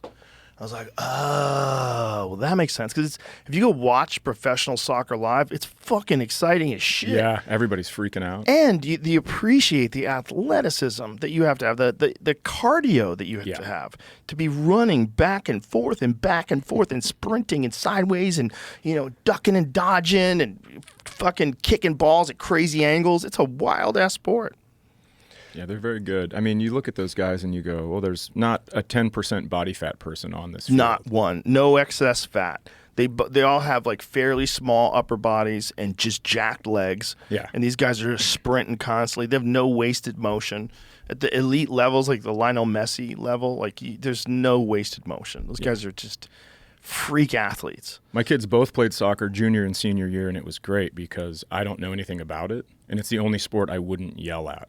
Because I didn't want people to go, that's fucking wrong, dude. So I just sit there and keep my mouth shut. Bro, some parents are brutal. Oh, it's so tough. I watched a guy after a hockey game. This kid he scored probably, 6 goals or something. This little tiny kid. This is 14U. And this dad, he's yelling at this kid. I'm walking out, and he's right by the locker room. And I go, hey, man. I pulled the guy aside, and I go, come on. Kid, what's going on here? I thought it was his dad. Right. It wasn't the dad. It was the goalie's dad yelling at the kid that scored on him, calling him a fucking fancy pants and all this other shit. And I was like, bro, he's a kid. What are you doing? Oh, no. Yeah, but parents go way too over the top. Oh, no. Ugh. Like yelling at an ump is one thing, but yelling at a kid because he scored on your kid, that's ridiculous. Ugh. Ugh. Yeah. I've seen guys get knocked out in front of their screaming moms. Their moms are screaming, kick his ass, this guy fucking sucks, this guy's a pussy. Whack. Lights out? Yeah, in front of their mom. While their mom's screaming obscenities. That's hard to swallow. Hard to swallow. Mom, you probably distracted the fuck out of your son, first of all. Imagine hearing your mom screaming all that shit. When you're like, shut the fuck up. Shut the fuck up. I didn't like my mom yelling, you got him, honey, when I was pitching. Oh, God. That kind of shit where you're like, I am working on it. Don't do this, lady. Yeah. I know this is not for you. This is for me. Okay? You're supposed to clap when things go well. Yeah. And that's it. Don't be fucking yelling out instructions. You got him, honey. Like you didn't think you had him until your mom yelled it out. Like, oh, I got him? Okay. Thank you, mother. No, I got it. Thank you so much. Especially people that have never competed in a sport before. You don't know how fucking distracting that is. Yeah. Like, shut your hole, lady. And she had competed in sports. That's the problem. No! So she loved it. Yeah, that'd be like her being on the beam, and I'm like, jump higher. It's also, I think, people back then in those days, like the when she grew up, they didn't know any better. Like, people didn't know what you're supposed to do and not supposed to do. People hit their kids. Oh, yeah. Oh, yeah. They all hit their kids. They all yelled at their kids, called them fucking idiots. Everybody did that. We were animals. You know, like, if you grew up and your parents grew up in the 1940s and 50s, you were an animal. Like, they were animals. Because they were raised by people who grew up in the Depression. Okay, and those people were animals, and those people were their parents fought in World War One. Okay, like, these are barbarians. Yeah, and so it's like so many generations of softness have led us to where we are now. But if if you're our parents, you're exposed to all that shit. Well, his dad took off, and his mom went into like a mental institution because of it. Oh. So he got raised by his grandparents. So that's like a generation back. Oh, God. And so when my mom and dad would discipline me, I was like, why are you doing this and you're terrifying me? Oh, boy. Yeah, it was interesting. Oof. Jesus Christ. That's a lot. That's a lot to manage. Imagine being the grandparents. Like, fuck. I know. We thought do it we all were over done. again. We Yeah. thought we were done. Exactly. Guy wanted to go play golf. Fuck. Now I got to take care of another kid. And this one's mad. Yeah. Because they got abandoned. They have all these issues now. They're confused. I gave my dad a lot of leeway. A lot. Just because of that. Like, Yeah. he stole my identity when I was in high school and ruined my credit. No! Yeah. And I was like, well, I got raised by his fucking grandparents. I don't know. Oh, no. Yeah. Imagine dad being just like a straight up criminal. You're like, Dad. Oh, I don't have to imagine. My dad stole Straight a car. up criminal? Oh, God, yeah. Wow. Absolutely. He helped me. He had me I guess help he him has steal to a if car. he stole your identity. What am I thinking? Yeah. He's only going to do it once, only to his kid. I got a rental car once because my car was in the shop. He took the keys, made a copy of the keys, and then when I brought that rental car back, had me drive him there, and I didn't know it. He stole the car and then drove to Las Vegas because the cops were looking for him for writing bad checks. I mean, what the fuck, man? Holy shit, dude. How do you not become a comedian? Yeah, I know. Totally makes sense. You can't be ticking away at like an office job. Yeah, just typing like, you'll go "Red crazy. motherfucker." You will go crazy. Yeah. Yeah, you'll barely keep it together. Yeah. Fuck, man. Yeah, pretty wild. I called, when I went to college, I called to get a phone line, and they were like, I don't think so. Wow. You owe us thousands of dollars. Because he had stolen your identity? Yeah. Oh, my God. Did you try to explain it to them? My mom had to write a letter to everybody that said that I lived with her the whole time. Wow. Yeah. Holy shit, dude. You couldn't get a phone line.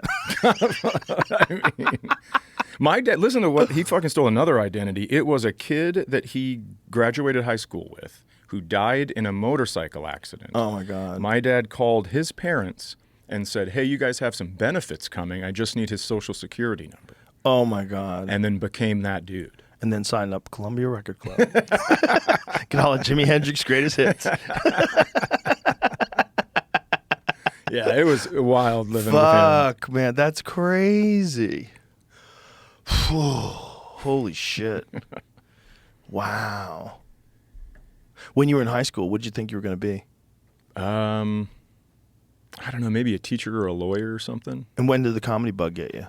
Way early. I mean, I wanted to do comedy forever. I just lived in a town where there wasn't comedy. So I thought, so it's like a thing in the back of your head? Yeah. I mean, way back in the day, I watched my grandpa listen to records and just start laughing. And I'm like, oh, I want to do that. Wow. Yeah, I remember my first exposure to comedy was probably, the actual stand-up comedy was probably Bill Cosby, or Bill Cosby record. Because my parents had a Bill Cosby record, and they had Cheech and Chong, and I think they might have had a George Carlin one too. Because everyone had records back then, because there's nothing on TV, and so you'd sit around, you'd listen to records, you know. So we listened to Cheech and Chong when I was a little kid. I was probably like 8 or 9 or something like that. I was like, this is so funny. Yep. And then when I was in high school, I got a hold of some Richard Pryor cassettes.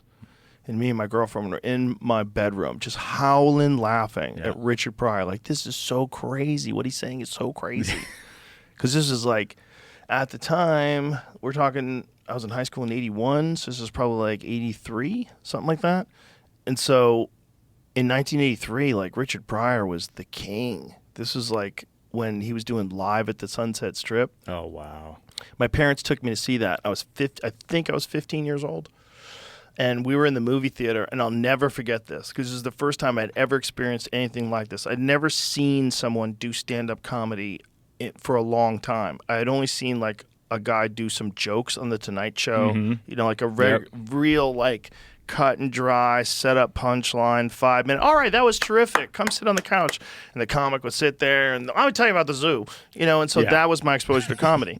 But in the theater, I remember, I'll never forget this, sitting in the theater, watching Live in the Sunset Strip and looking at the audience. And people were moving around. I remember this guy was holding his stomach and he was slapping the chair and his wife was slapping him. They were just going, oh my God, oh my God. It was so funny. And I remember thinking, I've never seen anything this funny. Like all the funny movies that I love, they were never this funny. No. All this guy's doing is talking. And to get humans to react like that, it was crazy. Is so wild. It was like all he's doing is talking. How is he doing this? Yeah, I remember the first comedy I ever saw was this guy Wild Bill Bauer out of Minnesota, and I'll never forget this joke. He goes, I called my boss the other day, and I told him I can't come in because I'm sick, and he says, how sick are you? And I said, well, I'm fucking my sister. And I still laugh about it. I mean, it's like the funniest shit in the world.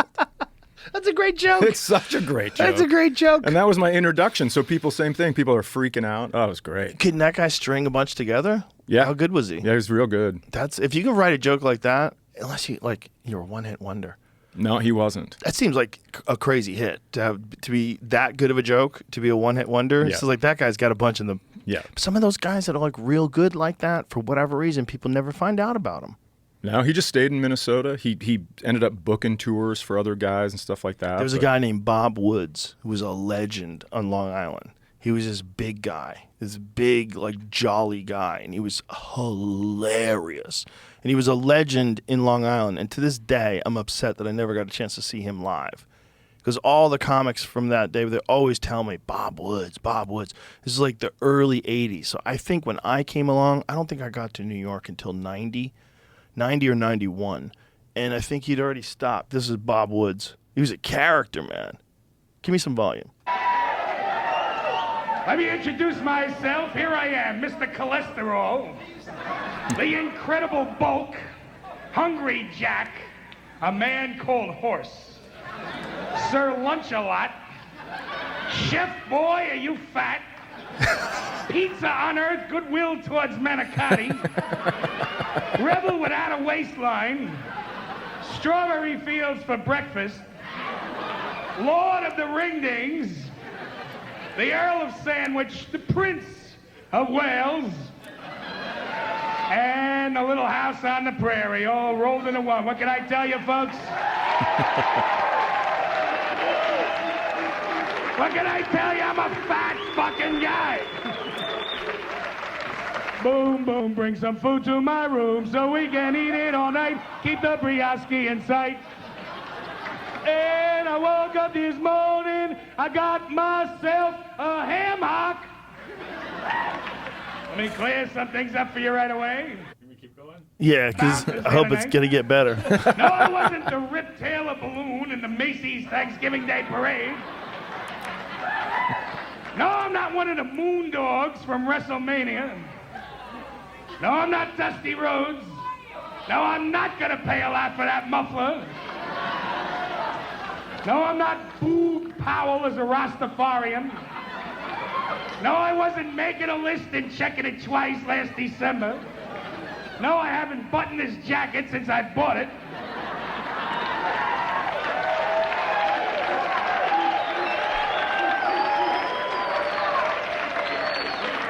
No, I'm not baby-heeled Star Trek episode. No, I'm not Tip O'Neill as the Michelin Man. No, I'm not Norm from Cheers if it was set in California. No, it's not a fucking wig, okay? This is my real hair. Really? It's all in the shampoo. Some people shampoo with Prel. Some people use Head and Shoulders. I just get out the dippity-doo and the mop and glow. But look, I read minds, all right? Call me Kreskin for this shit. I'm getting a reading from this girl. Ooh. She's thinking if I fall, she's fucking dead. A lot of fat jokes. Yeah, It was lots. better than this. This is like some things he did on TV. This is like him like recording a set for television. It looks like. Was it 88? Yeah. That wasn't the best set. He had an insane Jackie Gleason impression. Insane. And a lot, I think, he inspired a lot of comedians. A lot of comedians in Long Island. That just wasn't the best set of his. Yeah, but I mean, the guy's Still a writer. good. Holy shit. Oh, you bang them out, man.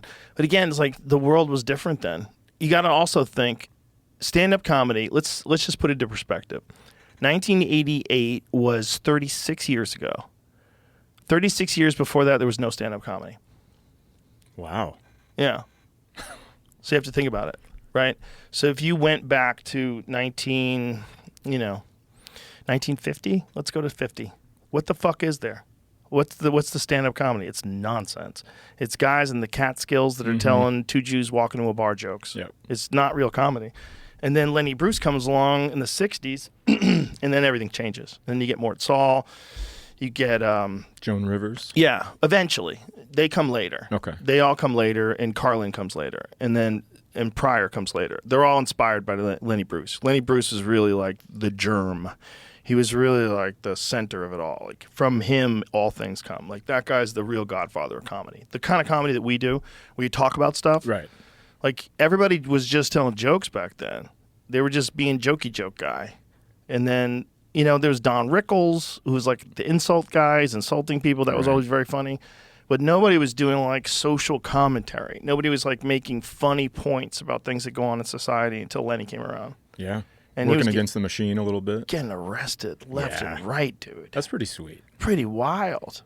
You really think about it? On my office, I have a photograph of him getting arrested. I mean, I don't think you can get arrested for comedy anymore. Oh, you right? definitely could try. You can in Canada. Challenge accepted. In Canada, you can get sued.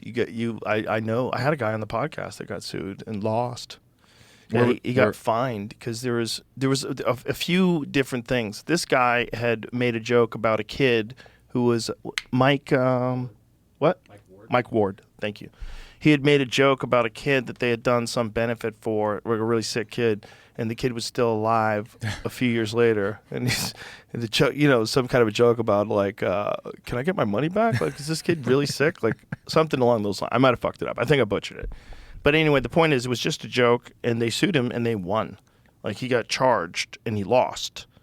Like who sued him? The parents? I think they fined him.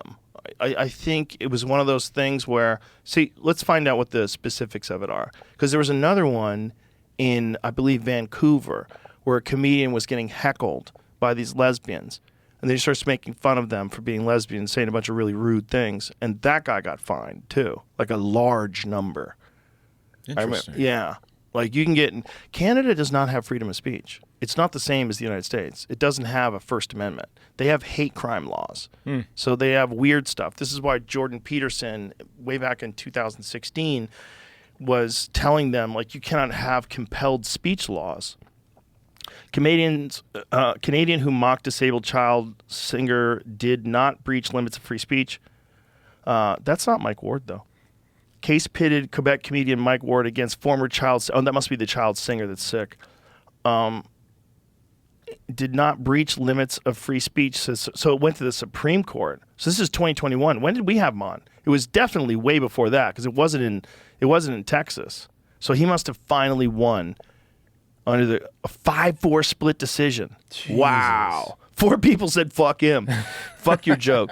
The top court ruled Friday while comedian Mike Ward's act ridiculed Jeremy Gabriel, a young man with Treacher-Collins syndrome. He was chosen as a target not because of his disability, but because of his fame, which is true. In its ruling, the court found that Ward's jokes did not seek to incite others to mock Gabriel, and he cannot be blamed for the actions of Gabriel's classmates and others who parroted the jokes. See, folks, this is what happens when you try to be too nice. You can't be too nice. You can't go that far. You got to let people say things that are offensive. If you don't, then the only way to enforce that is totalitarianism. You start locking people in jail. I know you want people to be a better person. They should be encouraged to be better people, but you can't do that. You can't fucking force people to say things or not say things. I think he came on after this happened in 2016. Right. He was on 35,000? Yeah, he got paid. He's ordered to pay 35,000 in moral and punitive damages. But that's not as much as the guy in Vancouver. The guy in Vancouver, I think, if memory serves me, I think it was a lot more money. The guy in Vancouver, there was 2 lesbians heckling him at a show. It says 22,500 for that one. Okay, I might have thought it was 225,000 or something. Either way, fuck you. Yeah, Fuck you. I was in Calgary one time. I was talking about the Queen. Oh. And then the MC came up and he goes, fuck these Americans. They come here. They think we have a queen. Learn about the country you're coming to. And I was like, oh, shit. I thought you had a queen. So I went to the public library, did all this research, and there is a queen because there was a treaty. And so she acts as the queen. Mm-hmm. So the next day I went up and he came up to bring me off stage. And I go, hey, man, just stay here for a sec. And I read the treaty. And I go, just so you know, I'm an American, but you do have a queen. And then I took a $20 bill out and licked it and stuck it to his forehead. And I go, she's on your fucking money, man. I just like, what a dick. That's hilarious. Well, some comedians are dicks. And no lawsuit. That's awesome. Yeah. Well, you were right. How are they going to sue you for being right? Right, yeah. Fucking idiots. But it's like that thing of like you try to set up society where you prevent people from being mean. But the problem is people are going to be mean. And the only way to prevent people from being mean is to really ostracize people who are mean and then have everybody else learn from that and like learn from the way you talk about these people that are mean. And then we all kind of grow together. You can't have laws that enforce your opinion of what someone can or cannot be allowed to say, because then you never get that guy's joke. Your friend, right? That's sick because I'm fucking my sister. Like that joke. You don't get that. Yeah, right. You don't get that joke because that's illegal. So like then you don't get funsies because that's just funsies.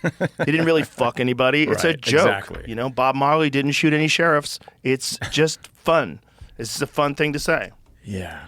When I was in 7th grade, if you talked in the history class, they made you take a pacifier and sit there like you were a baby. Oh, that's hilarious. Because they were like, I told you to shut up, now you have to suck on this pacifier. Oh, my God. And there's no fucking way you'd be able to do that now. But guess what? Everybody shut up that had the pacifier. I got paddled. In Florida. I got in a fight with this kid, Preston Banks. Me and this kid, we got in a scrap. And we both got brought to the principal's office and we got paddled. Well, they whacked me in the ass with a fucking cricket racket. It was like this, they had this fucking thing. They slap you one shot in the ass, and then they send you home. You're like, whoa, I got hit. Mm-hmm. No, you can't do that today. Oh, there's no chance. By the way, we never fought again. Yeah, and we became friends after that. That's what I'm saying. It's like these kids now can take a chair from the back of the room, throw it at the teacher when he's not looking, and that teacher just has to sit there and take it. Can't do anything. Yeah, especially when you get into high school, things get very, very dangerous. Very, very, very dangerous because people are starting to get strong and they're aggressive. And these young men have testosterone for the first time in their life. So all of a sudden you're 13 and then boom, the factory opens. Yeah. And you're like, Yahoo! And you start growing. You got a mustache now. Now you're 14 and 15. And then you got this fucking loser teacher.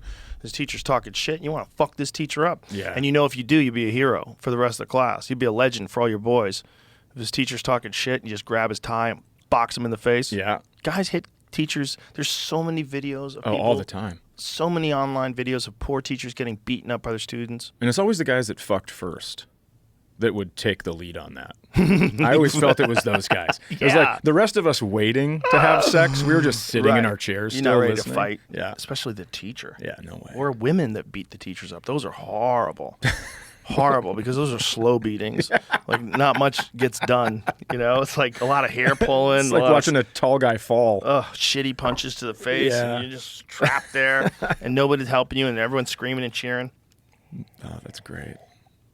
They're all filming it, and then we wonder, why does nobody want to be a teacher? Why does the education system sucks? Why? Well, because the whole thing sucks. Like, you couldn't even just fix the schools.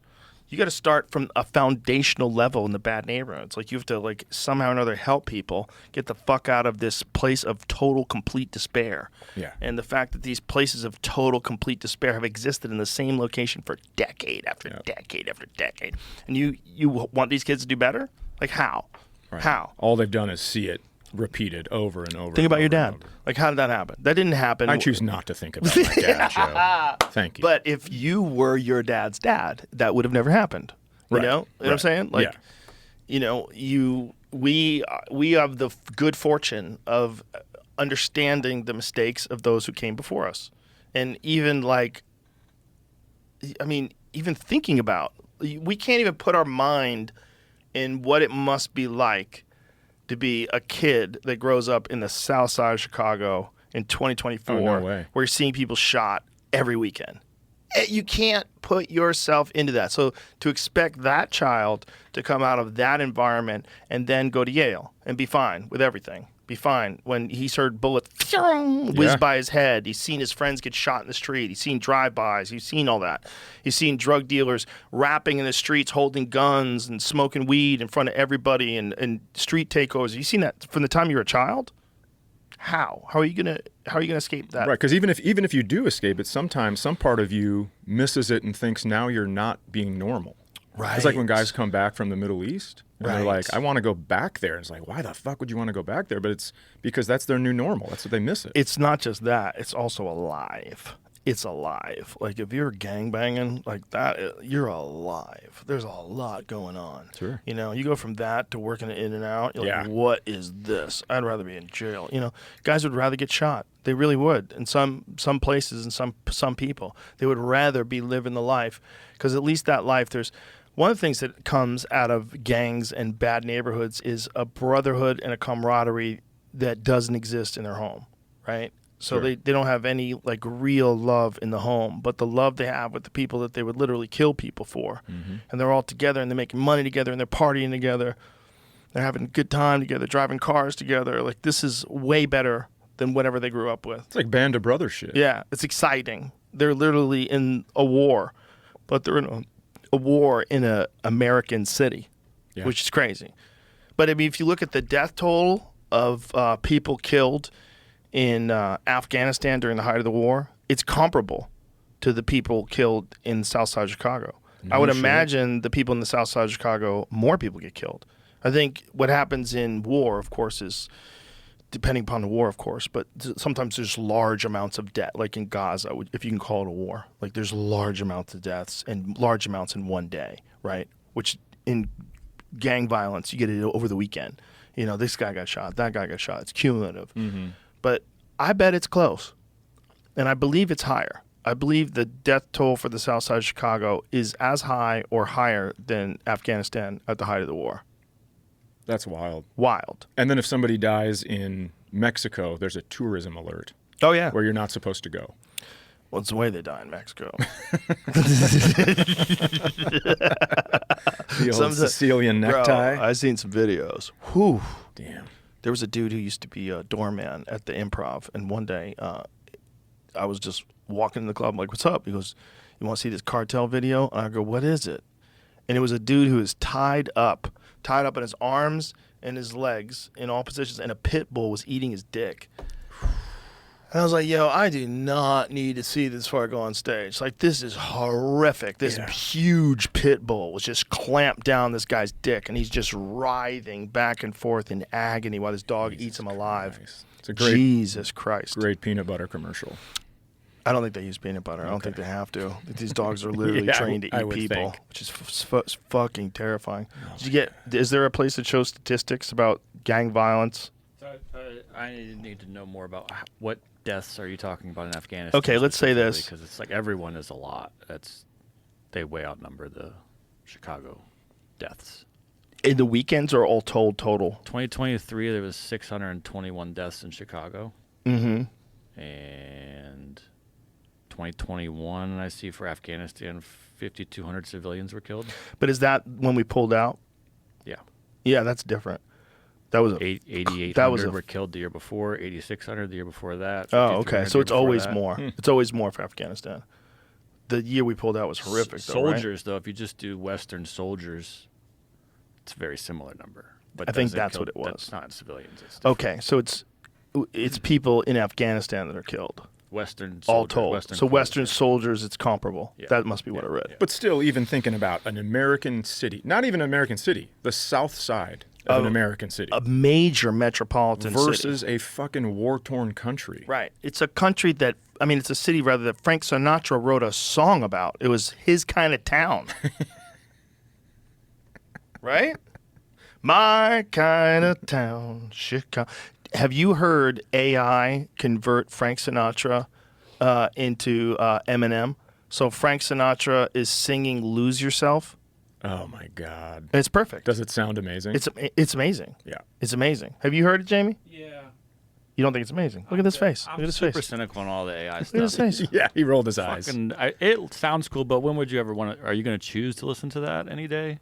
I listen to it Or on just, like- a loop in my house. I know all day long It's today. a cool experiment often, but it's never really good. No, you're right. It's interesting though. Yeah, to me, it's fascinating how competent it is. Here it is. Listen how good this is. I hope this is the right one.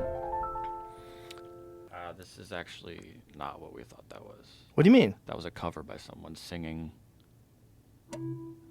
Who is that? It says the guy's name right here. Oh, it's not AI? No, that was like a lounge singer, yeah. Oh, he's great. Keep him going. Who is this guy? Well, Is it that guy that covers all of the songs? so that's Richard Cheese. Yeah, So, yeah, that's what I was thinking. do we have a problem here with sound stuff, YouTube shit? Is that what this is? We can't play that? I don't know All if anyone's well, got let's the rights to cut that out just so we don't get in trouble, and just say who the guy is. We'll cut that out. We'll edit that out so we don't get in trouble. Who's No, the I guy? don't know that we would. I don't. I don't even know the rules. They for what we always just fuck did. us, man. They fuck us. When we were from playing a song and they Ben- come after. oh you? yeah, Ben you could play like Dunhill. two set. What is his name? Ben Dunhill is Ben the Dunhill. lounge singer's name. Of Damn, that that's song. good. I thought. Yeah, it was really good. So I saw a YouTube reel or an No, Instagram so reel. there is, but that's why I said I just chose the wrong one. Was all when I clicked. Oh, well, that one was really Lose good. yourself, Viper Okay, AI. this is the thing that I saw.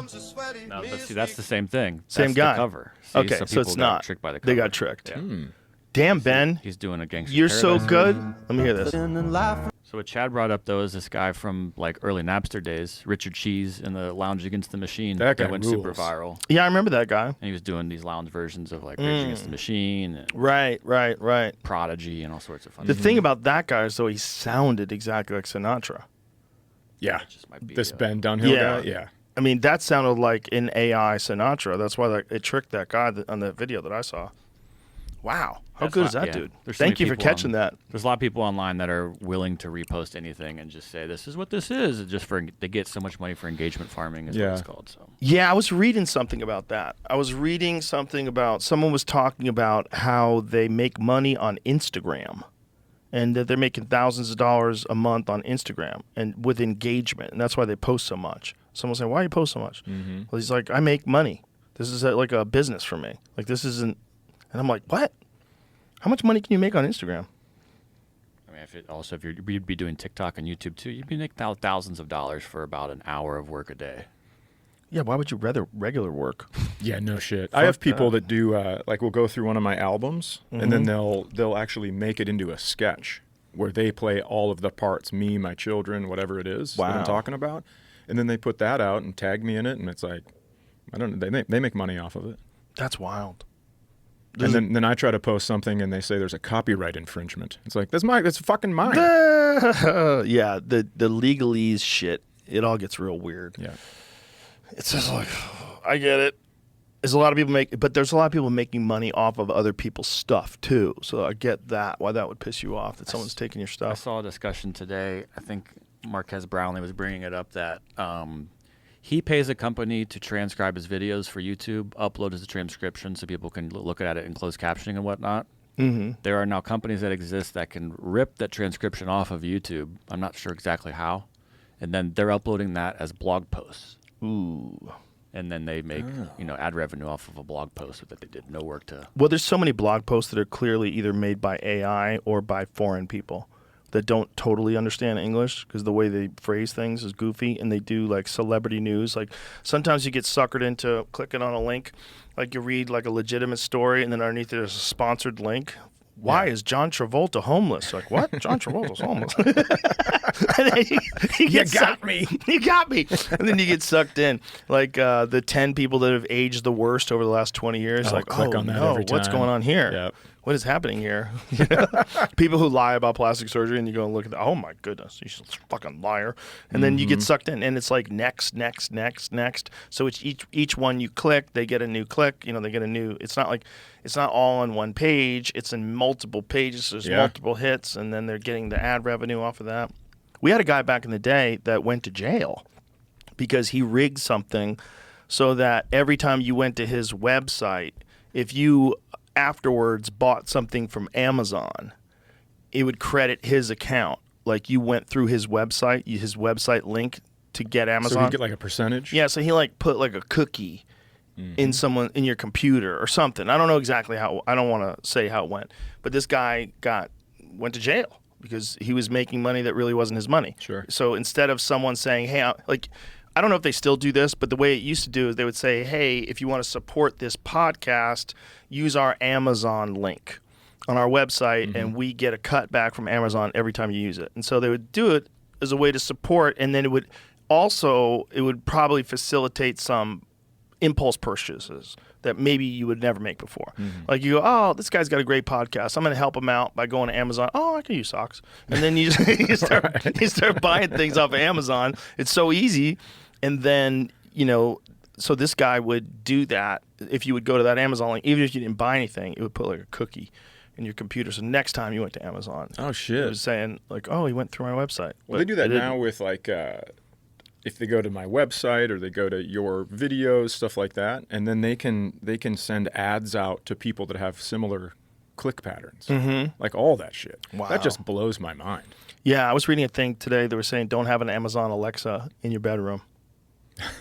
Whoa, are we talking dirty to each other? Amazon Alexa is listening. You're trying to watch porn. You're just She listening has to to yourself. listen. It's the only way it works. It has to listen. Yeah. Do you use one of those? No. Yeah. No. No way. Dude. I always assume my phone's listening to me too. Always. And now I know it is. For sure.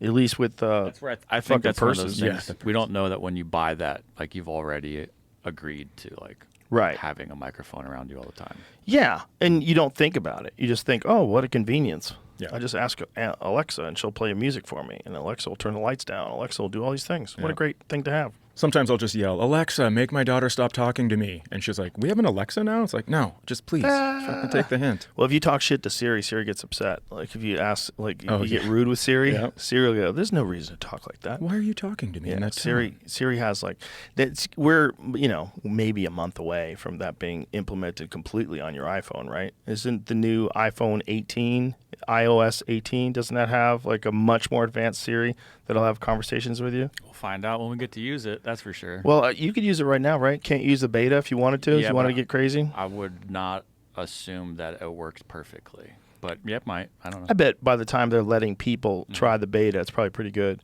I think Marcus Brownlee just released a video where he was examining iOS 18, the pros and cons of it, the things that it can do. It can make text messages with a satellite now. So if you're in a place that has no service, you can send out a text message via satellite. Not just an SOS, but like you could send a specific text to people. It can also make people very lonely because you're going to be talking to this robot. Yeah, that's going to be weird. It's like the movie Her. Oh, yeah. Yeah, that's 100% going to happen. And by the way, Scarlett Johansson, she sued, which one was it? ChatGPT? Yeah, or was it Gemini? I don't know if she actually went through with it, but yeah, she was OpenAI, the company. Okay, so they were asking her if they could use her voice, and she said no. And they used a voice that's exactly like her voice. Oh. Not exactly. Pretty close. Close enough. Close enough where she decided she was going to sue. Is it her shit from like other clips? Well, it's her from no. It's another person. Okay. But her contention is they got a person to sound like her, which people have sued for before, right? Like, didn't Kim Kardashian sue because they had a Kim Kardashian lookalike, did a commercial when Kim wouldn't do it? Oh, interesting. Yeah, so if, like, you won't do something, they can get someone who looks super similar to you to do it, and then they'll go, fuck you, I'm suing you. People were sending me a car commercial for a while that I had to listen to it twice because I thought it was me. Oh, wow. And they didn't even ask me the first time. Oh, I mean, wow. They just like, wait, no. I mean, they weren't trying to use my voice at all. But they used someone who sounded so much like you. It was crazy. A lot of people thought, like, hey, man, congrats on that commercial. And I was like, what's that now? Yeah, the Scarlett Johansson thing, we played it. Now that I'm thinking about it, when we played it here, it was different because she was the voice of her, right? Yep. So she was the voice that Joaquin Phoenix falls in love with. But the clip that we played, it was her, like, bedtime talking, like he was laying in bed, and I think she had, like, more of a raspy time to go to sleep voice. Whereas in the regular ChatGPT implementation is like Scarlett at the office. Okay. Did you ever see that movie where she becomes a god? What's it called? Do you remember? Lucy. Yeah, I've seen that. Yeah. A wild fucking movie, man. It's That's a pretty great. fun movie, man. She is one of those actresses where if I see her on the picture of the movie, I'll watch it. She's compelling. Yeah. She was great in this movie, Under the Skin. It was an indie sci-fi film, and she played an alien. Okay. She played this alien that seduced men and like drowned them in another dimension. It's very hard to describe exactly how it did, but she was naked walking to them, and they were just slowly drowning. It was a crazy movie, like a really weird movie, but she's an alien. She comes from another planet, and she's really hot, and she like seduces these men. Under the Skin. Yeah. It's a crazy movie. movie. Watching that. So I don't know if the alien did that to her, and then it became her. I don't remember how it worked, or she just What year? assumed that. 2014. It was really good though. Very original, like original movie. Like you watch, like woo. But again, hot. like ruin your life hot. Yeah. Like change your plans, move to another state hot. There's certain women that they lock eyes with you, you're in real trouble. Oh man, that happened to me. I got her to move to Minnesota. Oh. That was pretty sick. That is pretty sick. Yeah, and she's still there. Congratulations. Thank you. Yeah, sometimes it works. You never know. But the thing is, like, if she's an alien and she really just wants to drown you in another dimension, I'd fucking let her. You might have to. Yeah. You might. I mean, what are you gonna live forever? No, you're not. Yeah, you're sure not. At least you go out in a very unconventional and pretty amazing way. People are gonna be talking about that forever if they know. Yeah. If they ever find out about Vultures can't find me if I'm way under an interdimensional water system. What do you think is going on with all this UFO talk? Think it's all nonsense? I don't even know about it. You don't pay attention at all? Not really. Wow. Because if they want to come get me, let's go. But like when you see all this like disclosure talk on television, they're talking to Congress, and you don't pay attention to any of that shit? Not really. Good for you. I wait until the end because it's you. like right. It's like I tell my kids all the time, don't borrow worry from around the bend. Mm-hmm. Right? It's like if you're gonna have to worry about it, you're gonna have to fucking worry about it. Yeah, I'm not necessarily worried about the alien thing. I'm more interested. Sure. I'm like, what is this? What the fuck is going on? You know, what? How much of this is nonsense? It's not 0%.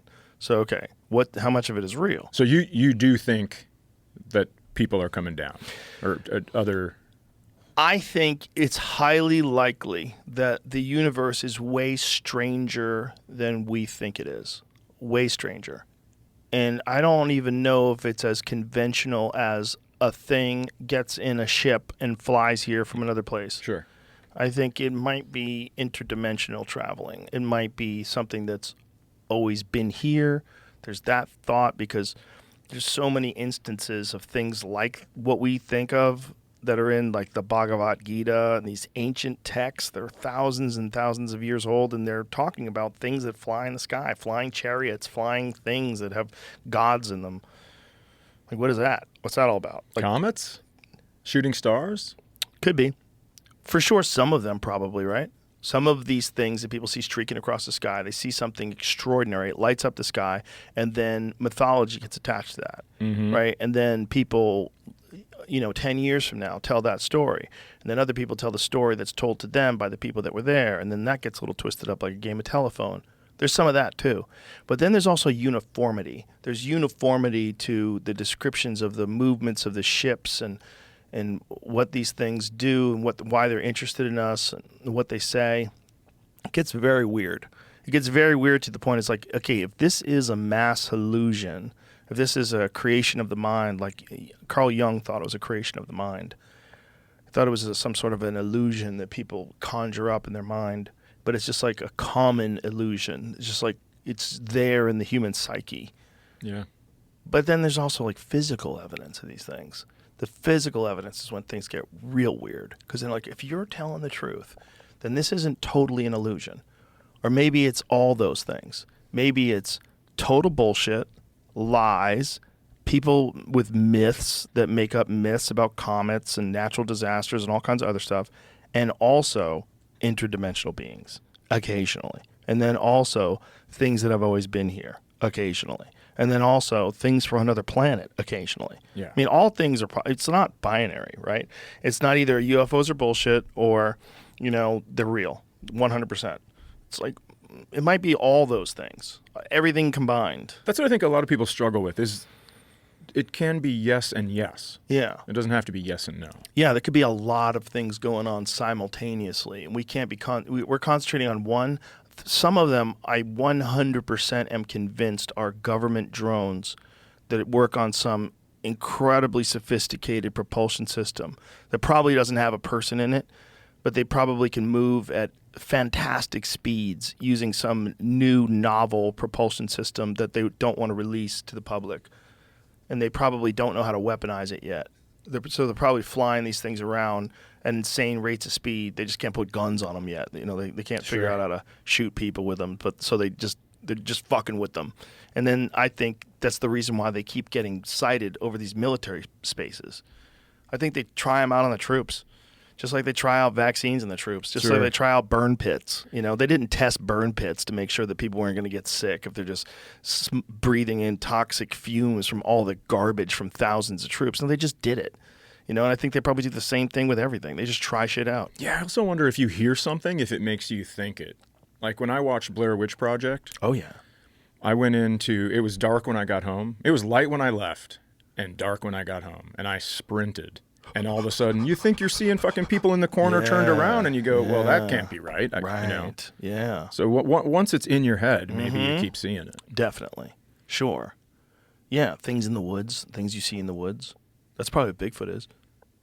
Gets in your head. I would think, yeah. You go looking for that fucking giant hairy man. Yeah, you see a tree kind of bend with the wind, and you're like, what the fuck was that? Yeah. The thing about Bigfoot that's really interesting, though, is that Native Americans have a bunch of different names for them. There's a lot of names for them, and they don't really have a lot of fake animals. It's not a common trait in North American culture in any Native American culture, rather, to worship a bunch of different things or to talk about a bunch of different things that aren't real. Like, mostly they were talking about real things and then spirits, right? Like, they would talk about the different spirits of the sky and spirits of the sun and nature. They're essentially talking about Mother Earth and God and Gaia and nature. But they didn't have, like, fake animals. They did have Bigfoot. Yeah, there's a lot of Bigfoot that makes you go, I think at one point in time it was real. I think at one point You think there were a bunch of them? Yeah. Well, they know there was a real thing, right? They know there's a thing called Gigantopithecus, and Gigantopithecus existed alongside human beings, for sure, 100%. And it was a bipedal hominid that was between 8 and 10 feet tall, and it was like in the orangutan genus. And this thing was discovered in the 1920s or 1930s in an apothecary shop in China. An anthropologist was there, and he found these massive primate teeth. And he instantly knew that they didn't belong to a gorilla. They didn't belong to any known primate. And he's like, where'd you get these? And so they took him to the site, and they started digging. They found jaw bones that indicated that it was bipedal, something about the position of the jaw that indicated this thing stood up on two legs, and by the size of it. And then they found some other bones. I think they have a very incomplete skeleton of these things.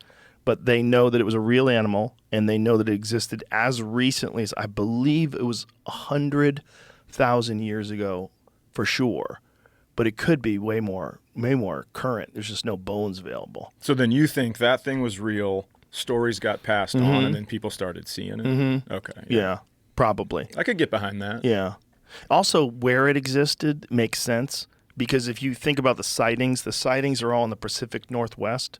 Right, the Pacific Northwest, if you follow that up past Alaska, which also has a lot of sightings, then you go across the Bering Land Bridge. Yep. Right, and Asia was where this thing existed. It kind of makes sense. And then the more they find out about people in North America, they used to think that all people came across the Bering Land Bridge. They don't think that anymore. There's so much evidence of people that were here 25,000 years ago. There's footprints in the ground, like in mud, that they've now carbon dated to more than 20,000+ years old. And so that's just what we have, right? That's just a footprint that we got lucky and got from 20. Who's to say that there's not people that were here 50,000 years ago, 100,000 years ago? So now you've got Bigfoot's real, right? Because if those people really were alive, and while those people were alive, so if you go back, just go back 20,000, right? If you go back 20,000 years ago, you're dealing with North American lions, which were the biggest lions on Earth, bigger than African lions. You have saber-toothed tigers. You have giant sloths. You have all these enormous animals that don't exist here anymore. And this was all in North America alongside people. It just kind of makes sense that you would have a Bigfoot. You'd have a Gigantopithecus at least a few of them, especially up there. Up there where it's thickly dense forest. Seems like if you're a big fucking plant-eating shithead, that's where you would live. You would live there. It just totally makes sense that they probably existed just like all these other things. You know, they don't find a whole lot, unless they're in the tar pits, they don't find a whole lot of like saber-toothed tigers. They don't find a whole lot of things that existed before 25, 35,000 years ago, except dinosaurs, of course. So who knows? Oh, man. I would love if the afterlife, you were just there for an hour, hooked you up to a fucking cord, put everything that happened in there so you know. Right. And then that's out. Lights out. What would you do if you had a chance to be get that cord hooked in and see an hour of any point in the history of the Earth? What would you go to? Oh, well, if I was saying all of it within an hour. It just like just to get the shoots download. you in like when Keanu Like Reeves knows kung fu and shit. Yeah, that would be fun. But if you could go and see one point in history, in the history of Earth, where would you go? I think I'd probably... Oh, that's a great question. I mean, this is going to probably be lame, but I'd like to... World War II. That's not lame at all. I'd like to see the genesis of it all, and then throughout, and all the hidden conversations that were taking place. You remember the opening scene in Saving Private Ryan? Oh my God, yeah. That was the first opening scene. That was the first scene of a war that made me think this is probably what it was like back then for those guys. Yeah, I didn't say one word. I went to a matinee and I didn't say another word until I woke up the next day. Bro, it was so heavy. Brutal. It was so brutal and so graphic and so intense. When that fucking guy doesn't kill the German at the end, yeah. I mean, I was furious. Yeah. Like breathing with my shoulders. It's a crazy fucking movie, man. And only a tiny fraction of how crazy it really was. I'm sure. Yeah, for sure. The existence of like being there and seeing it happen and being a part of it, fuck, man. And then they had to come back and they had to actually live lives. Yeah, and no coaching, right? You just come back what they call shell shock back then. I don't even want to see this, dude. Yeah, this is wild. I don't want to see this. Speaking of which, how about that president? How about that Trump fella? How crazy is this? If there's ever been a real indication that we're in a simulation, it's like this season of USA is the craziest season that's ever existed. There's so many twists and turns, so many plots, so many villains, so many incompetent, bumbling fools that you're like, there's no way that lady's a heartbeat away from the president. There's no way. There's no way someone is not telling her to stop saying that same thing over and over again. What can be unburdened by what has been? Like, she just says it over and over and over again. This isn't real.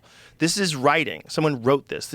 It seems like a script. When a president that is giving a speech gets shot in the ear and then stands up and goes full John Bender at the end of Breakfast Club. Bro, he pumps his fist in the air. That was a craziest and shit. says, fight, fight, fight.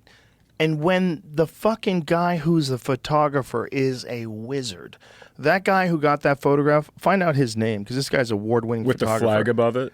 Yes. Yeah. And the angle that he got it, like where he was standing when he took the photo. It's one of the most iconic photos of all time.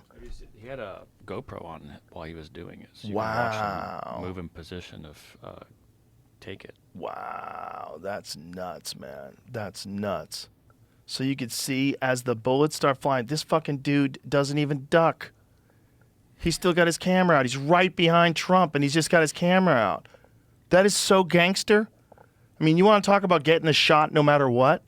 He's running around. There could be bullets flying his way, I would think you're holding up something black in your hand that's pointed at the president. Crazy. You fucking should get shot.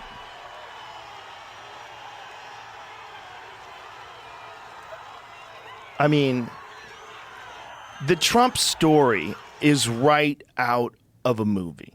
And I'm hoping it's not a Stephen King movie. This came out while we've been recording. Secret Service ramped up security after receiving intel of an Iranian plot to assassinate Trump. No known connection to shooting. Oh, they ramped that up, and so they ignored the roof 150 yards away? Yeah, which is a chip many, shot. there's so many things where you just go, what the fuck? What the fuck, dude? Yeah. All of it. And there's so much of it that seems fake, like the female Secret Service agent that can't holster her weapon. Have you seen this? Mm-mm. She's like moving around all erratically, and she tries to holster her weapon. She can't get it in there, and she can't figure out how to put it in there. And she stops for a minute, and she just tries back to do it again. And it looks so fake. Is she an actress? No, it looks like an actress, though. Okay. It looks like if you were going to have a bumbling person in a movie, like almost like a comedy of errors or a Coen Brothers movie about an assassination attempt on a president. You have this lady. Look here. Watch what her gun. Look. She gets her gun out. She tried to put it in there. She couldn't do it, and she's thinking about putting it back in there. She finally gets it in there. Like the whole thing. It's like look at her fumbling around. The whole thing is crazy. They're erratic movements. No one knows exactly what to do. It seems fake. Yeah, that's an audition I could nail. Yeah, it seems like, okay, now you're panicking. You don't know what the fuck is going on. You really shouldn't be here. Go. You're like, where do I put my gun? Like you want Secret Service cool, calm, collected, high ready with the gun, scanning the area, looking left and right. Yep. You want them like swift, decisive movements. You don't want to see any of this fucking squirrely trying to put the gun back in. It seems fake. When you see the Reagan shot, it is just a bunch of people moving Dive as on one. him. They dive on him. Yeah. Bang, dive on him. It almost seems like as this simulation gets further and further along, it gets more and more insane. Yeah, look at this. Yeah, they dive. Immediately, they dive on the guy. they got him. Immediately. They get his gun immediately. And Reagan survives. Yeah. Which is also crazy. The Trump one is just so nuts, too. Like, if he turns his head at the last second and the bullet grazes his ears, if he didn't, it hits the back of his head and he's dead. And then we fall into chaos, and who knows what the fuck happens. Big chaos. And then people think that the Biden administration had Trump killed. And then there's these questions, like how the fuck does this 20-year-old kid climb on that roof 150 yards away and no one sees him? Well, that one guy was pointing at him the whole time. Yes. He's like pointing to he's right there. And they're yelling, he's got a gun. There's a guy in the prone position on a roof 150 yards away from the former president. The whole thing's nuts. The whole thing stinks of either incompetence or a design, or we're in the Matrix. This is a fucking fake movie. It seems like almost to watch this, the most bombastic and manly of presidents, for a lack of a better term, to see him with these two female bumbling Secret Service agents, especially the one, to see that, to see everything happen the way it is, to see that they knew this guy was on the roof, to hear that guy had pointed his rifle before that at a cop. So the cop engaged him. He pointed the rifle and the cop ran away. The guy climbed the roof with a ladder. You can see the ladder. The whole thing is bananas. Yeah, He's 20 years old. And then you find out he was in a BlackRock commercial. You're like, is this the Black Mirror? Like, tell me what's going on. Is this real? Is this real? And then Trump goes golfing with a bandage on his ear the next day? Yeah. And then the putt, when he made the putt. Jesus Did you hear his quote? No. He said, that's the difference between me and the shooter. I don't miss. This isn't a real person. And then now you have people flooding from the left being like, all right. Yeah. That's a good quote. I'll do this. There's people that are like, okay, he won. Like, they've just given in. They're not even going to try to run anybody other than Biden now. They were trying to get Biden out, and now I think they've abandoned that. Well, I wonder if they're doing the old, like, train the boxer as a southpaw. Yeah, I read that golf story too. This is not the first time. There's a lot of golf accounts that put out fake shit. Oh. And that. Jamie, stop ruining our dreams. I just want to. You son of a bitch. That was not seemingly real. Jamie plays a lot of golf, and he gets very touchy when it comes to golf, and he calls That's fair. bullshit. That's fair. It just came from a Reddit post that people screenshotted. There was no pictures, no nothing else. Oh, you know. well, touche, young troll. Yeah, Touche. it happens a lot. You got your fucking story mentioned on the podcast. Yeah. That's me. You sons can of get bitches. me. You can get me very easily. I did read that too. The whole thing's so wild. There's video of the kid in the BlackRock commercial, and you're like, what? And there's the video of a kid, like, they're saying he's getting bullied in high school, but it doesn't seem like he's being bullied. It seems like everyone's having fun because he's talking about how he has a 10-inch penis, and they're just filming each other. It looks like they're having fun. And you're looking like, how is it? 2 years later, this guy tries to kill Trump? Like, what happened? Yeah, and then you find out he was a registered Republican? Like, what? You know, high school, those 10-inch dick guys always getting bullied. Always he was getting saying bullied. it funny. It was like he's trying to be funny. You know? He's, yeah, I got a 10-inch penis. I mean, he wasn't saying, like, I definitely have a 10-inch dick. It was like it didn't seem like he was being bullied. I mean, obviously, I saw one clip. Who knows what the fuck the full context of it is, but... Right. 20 years old, and he's got this idea, and he pulls it off. He actually gets a shot off and nicks him, and then they kill him. Like, you're seeing this 20-year-old kid, his life is over. Like, somehow or another, he talked himself into trying to assassinate the president as a lone gunman in Pennsylvania, got on top of a roof, either through sheer incompetence or for some other reason. He actually gets a shot off, and the president just moves his head at the right time. Like, the whole thing is, if it was in a movie, I'd be like, shut the fuck up. That'll make you believe in God. That's like God's up there when he's going like, I don't want to talk to this guy yet. He's a lot. Yeah. I don't want him up here yet. I maybe don't want it's him yet. that. I'm the greatest angel. Or maybe he wants him here to expose how crazy our political system really is. Because the only way we find out how coordinated everything is, whether you're a Trump fan or not, even if you hate Trump, put that aside for a second, and just look at how much coordination there is in the media to go after him. And it exposes like this thing where you have to step back and go, wait a minute, hold on a second. What's really going on?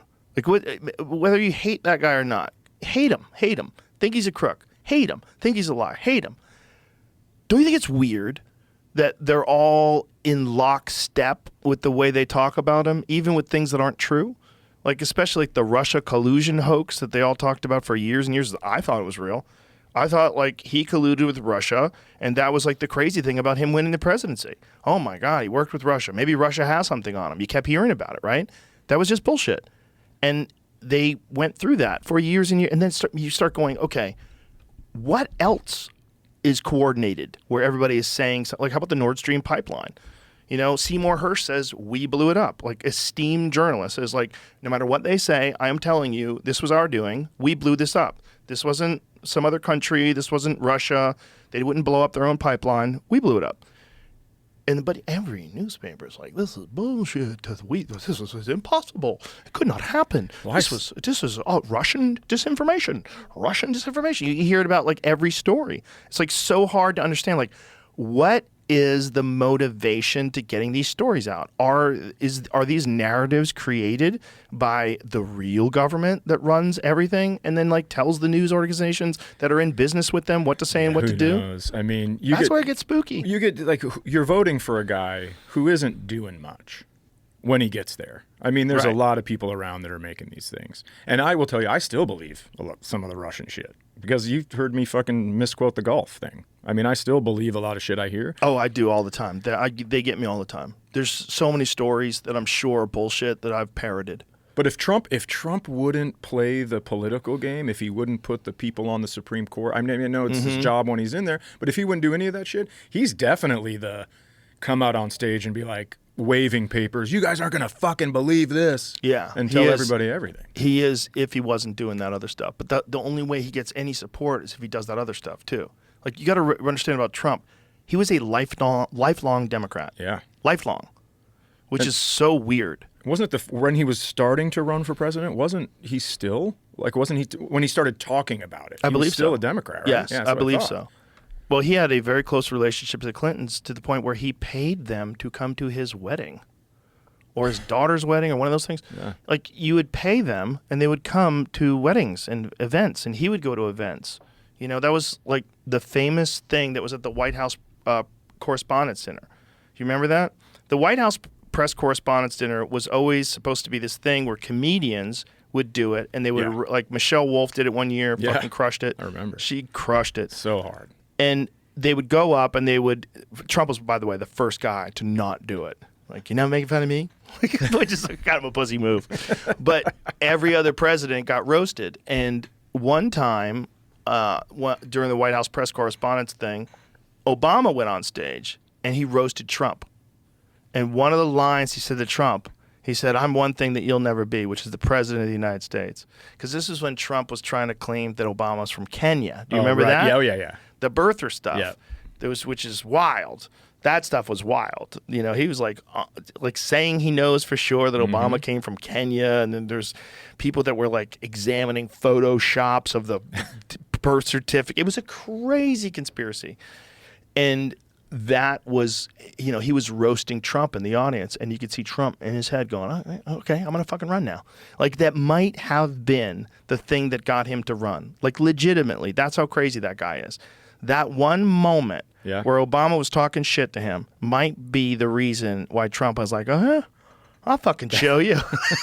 Because you do not want that fucking guy on your bad side. Well, this is the first time I've ever meant this, but thanks, Obama. Whoops. Yeah. What a crazy turn of it. Again, seems like it's written. Seems like a script. Seems like a simulation. That shit really does. It really does. So much of it really does. So much of life really feels like a simulation. And the thing about this Trump stuff and just all of this stuff that's happening with social media and AI, the guy who's at the helm of one of the biggest social media networks in the world is Elon Musk. Elon Musk said that the odds of us not being in the simulation are in the billions. He believes wholeheartedly that we're in a simulation. See if you can find him saying that, because it's such a nutty quote. Because when someone says that, you go, oh yeah, maybe.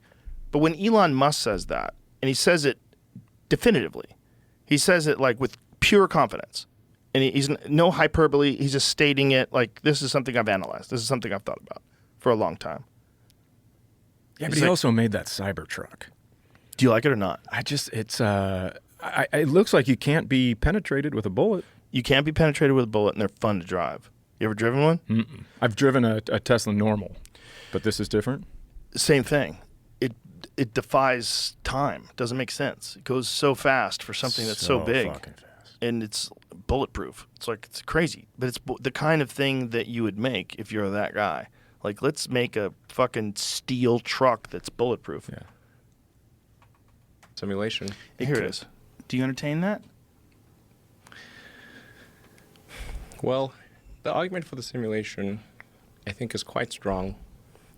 Because if you assume any improvement at all over time, any improvement, 1%, 0.1%, just extend the time frame, make it 1,000 years, 1,000,000 years. The universe is 13.8 billion years old. Civilization, if you count it, if you're very generous, civilization is maybe 7,000 or 8,000 years old, if you count it from the first writing. This is nothing. This is nothing. So if you assume any rate of improvement at all, then games will be indistinguishable from reality. Or civilization will end. One of those two things will occur. Therefore, we are most likely in a simulation. So this is on my podcast, he said that, but then there was another interview where he was being questioned, like, what are the odds? And he said the odds of us not being in a simulation are in the billions. He firmly believes it. But it might be what the universe is, which we were talking about, how the universe is stranger. I think the universe is stranger than we think it is. That might be why. It might be because it's not totally real, or nothing is totally real. The idea of totally real is not real. Like our concept of things being real is, even if you look at quantum physics, right, which I'm definitely going to butcher, but there's the observer effect. There's this thing that they do where they look at things on a quantum level, and when you're looking at them and measuring them, they have a different reaction. There's something that's going on where we're interacting with matter, where it doesn't make any sense. Like at if you get down to like the lowest levels of understandable reality, you get into subatomic particles. And then you have spooky action at a distance where these things are somehow or another, they're connected in vast spaces, but they interact with each other instantaneously. And if you take photons, and photons are quantumly entangled, they figured out how to take some sort of a super sophisticated image of photons that are quantum entangled. They look like a yin and a yang, like exactly. It's the wildest thing. You see and you're like, what the fuck? You should see Jamie will find it. Is it that golden ratio thing? Is it part of that? The golden ratio is different. The golden ratio is like, there's like things like the Fibonacci sequence. There's like mathematical ratios that exist in all of nature. Yeah. This is quantum entanglement. This is like two photons that are quantumly entangled, and when they get this like super sophisticated imaging of this thing, it looks like a yin and yang, like exactly. That's pretty sweet. Jamie will find it. So you think we all have a different simulation? Like, this is what I'm seeing, but in someone else's simulation, I'm very poor. I'm living somewhere else. I'm doing this. Probably all things are happening simultaneously, and you're just in this one right now. And I'm not even sure if you're in the same one that you were in yesterday. That's where it gets weird. I think when you go to bed, like, who the fuck knows what happens? You're closing your eyes and disappearing. Who is to say that you are coming back in the exact same place? You might have been born today. Your whole life, everything that exists might have been a creation that did not exist 12 hours ago. You might have woken up. Here it is. Look at that. That is pretty insane. Fucking insane. It looks exactly like a yin and a yang. Duality and harmony. That's the Chinese symbol for duality and harmony, and that is literally quantum entangled photons.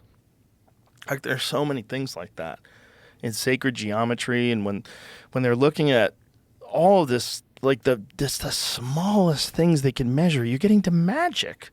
Subatomic particles are fucking magic. What are they doing? They're in a superposition? What the fuck does that mean? Well, they're moving and they're still at the same time. Like, what are you even saying? What does that mean? They blink in and out of existence? They go away, they come back, they move around, you don't know where the fuck they went. Like, what is this? It's magic. It's basically something that can't exist anywhere else other than in the quantum state. But that's like the base of everything. Like, everything you touch is nothing. There's nothing there. It's mostly nothing. And yet it's oak tables. We might be misunderstanding what happened here a little. How so? We went over that with, who did we go over that with? I know, but it says that I'm rereading it. We went over it with Eric Weinstein, didn't we? It says so that yin yang was programmed into it.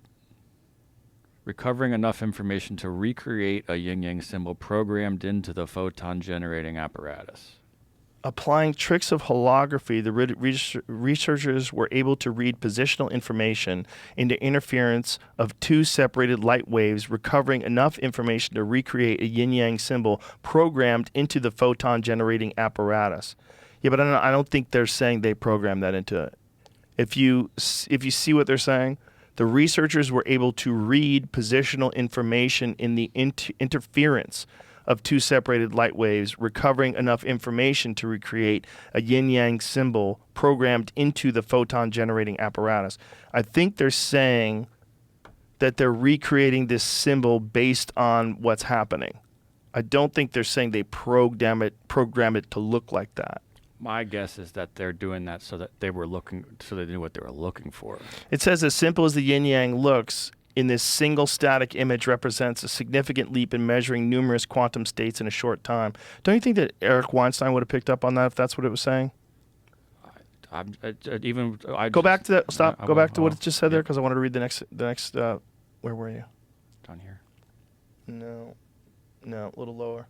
This is it. This method is exponentially faster than previous techniques, requiring only minutes or seconds instead of days. What? Importantly, the detection time is not influenced by the symmetry's complexity, a solution to the long-standing scalability challenge in projective tomography. Okay, we're too dumb.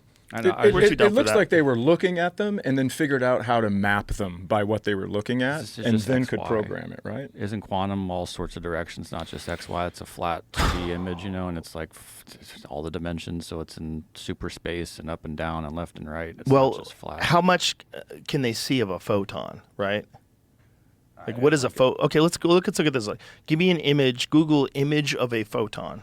Let's see what the fuck they can say.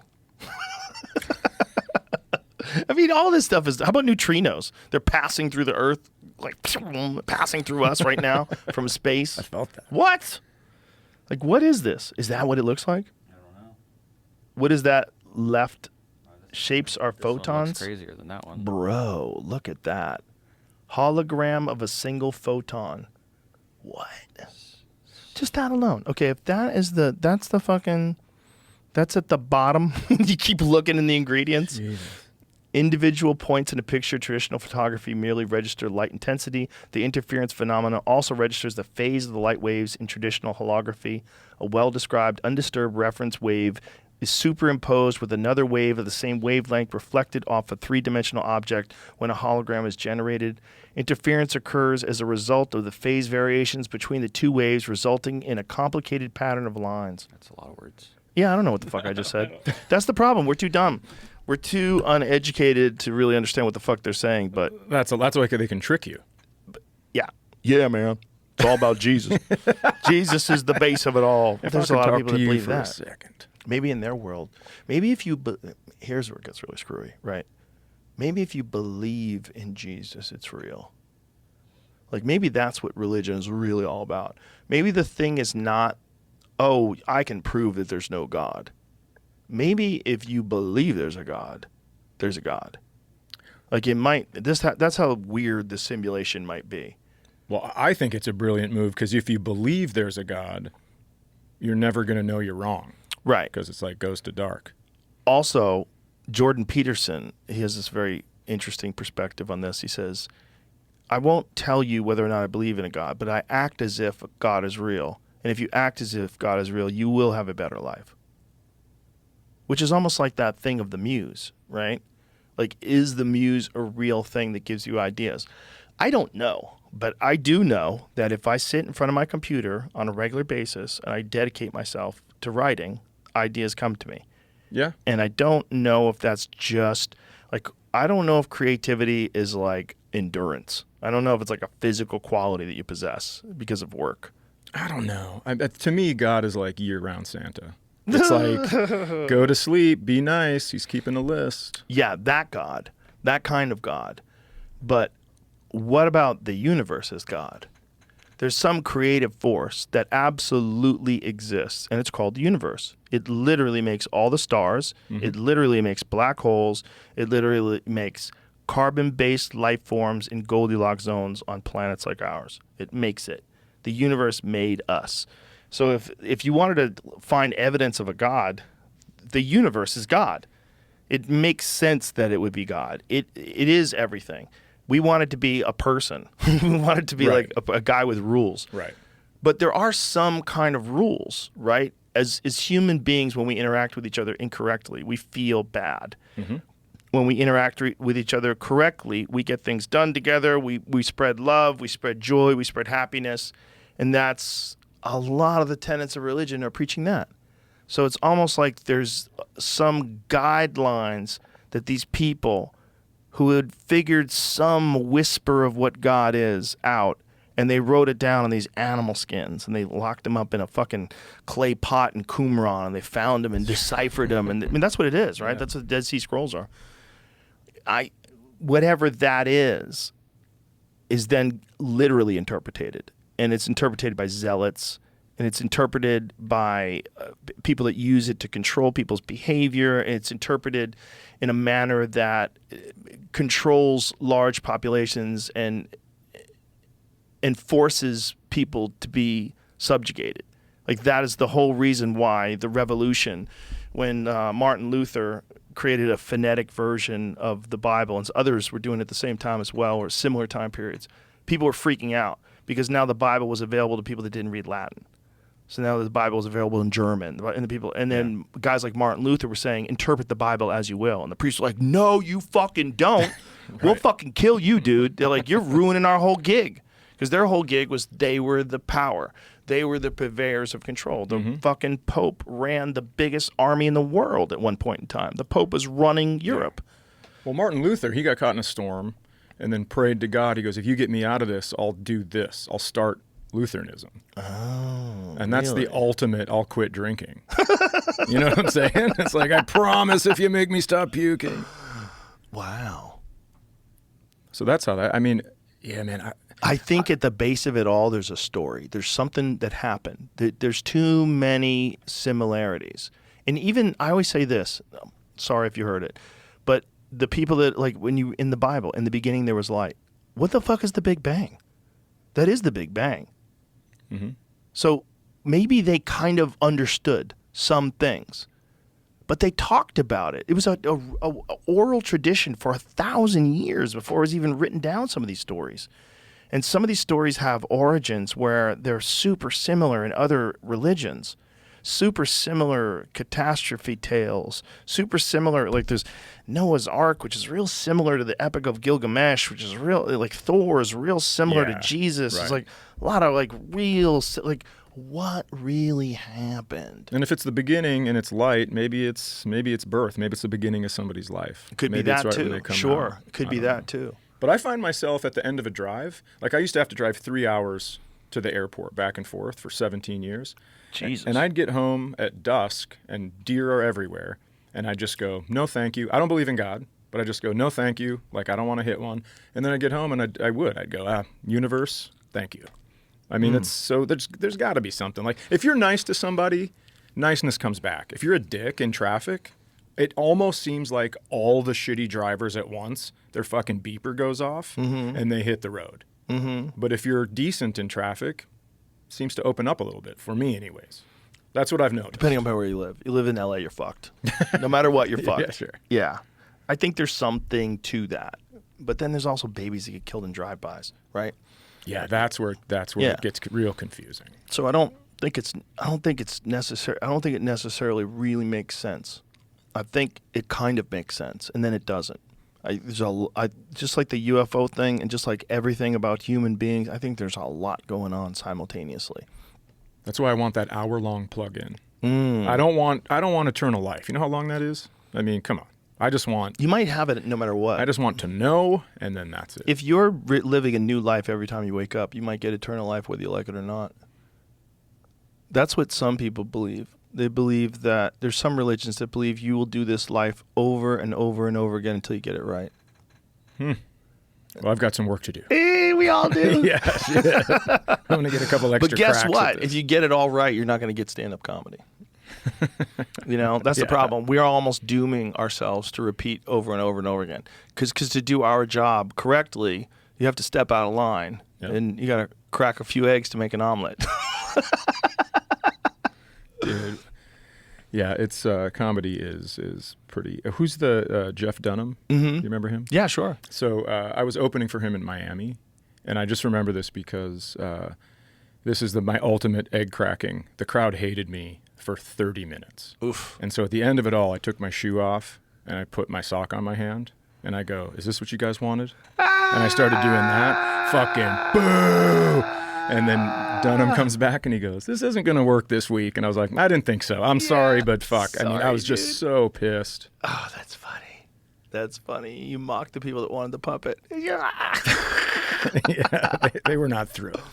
That happens, though, if you bring somebody on the road, and you're a big act, like a puppet act, like a very specific kind of act. Like, they don't want to hear, like, your observations about your relationship. Shut up. No. I used to open for John Panette, and I was in really good shape.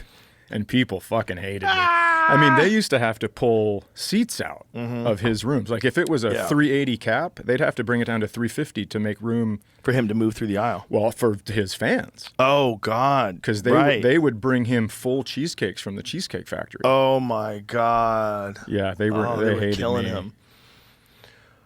He was funny, man. So When funny. I started in 1988, he was an established professional. And I remember I saw him one night at Nick's Comedy Stop, and he was fucking killing. Yeah. He had this bit about going to a Chinese buffet. You know that bit? You've been here for an hour. Yeah.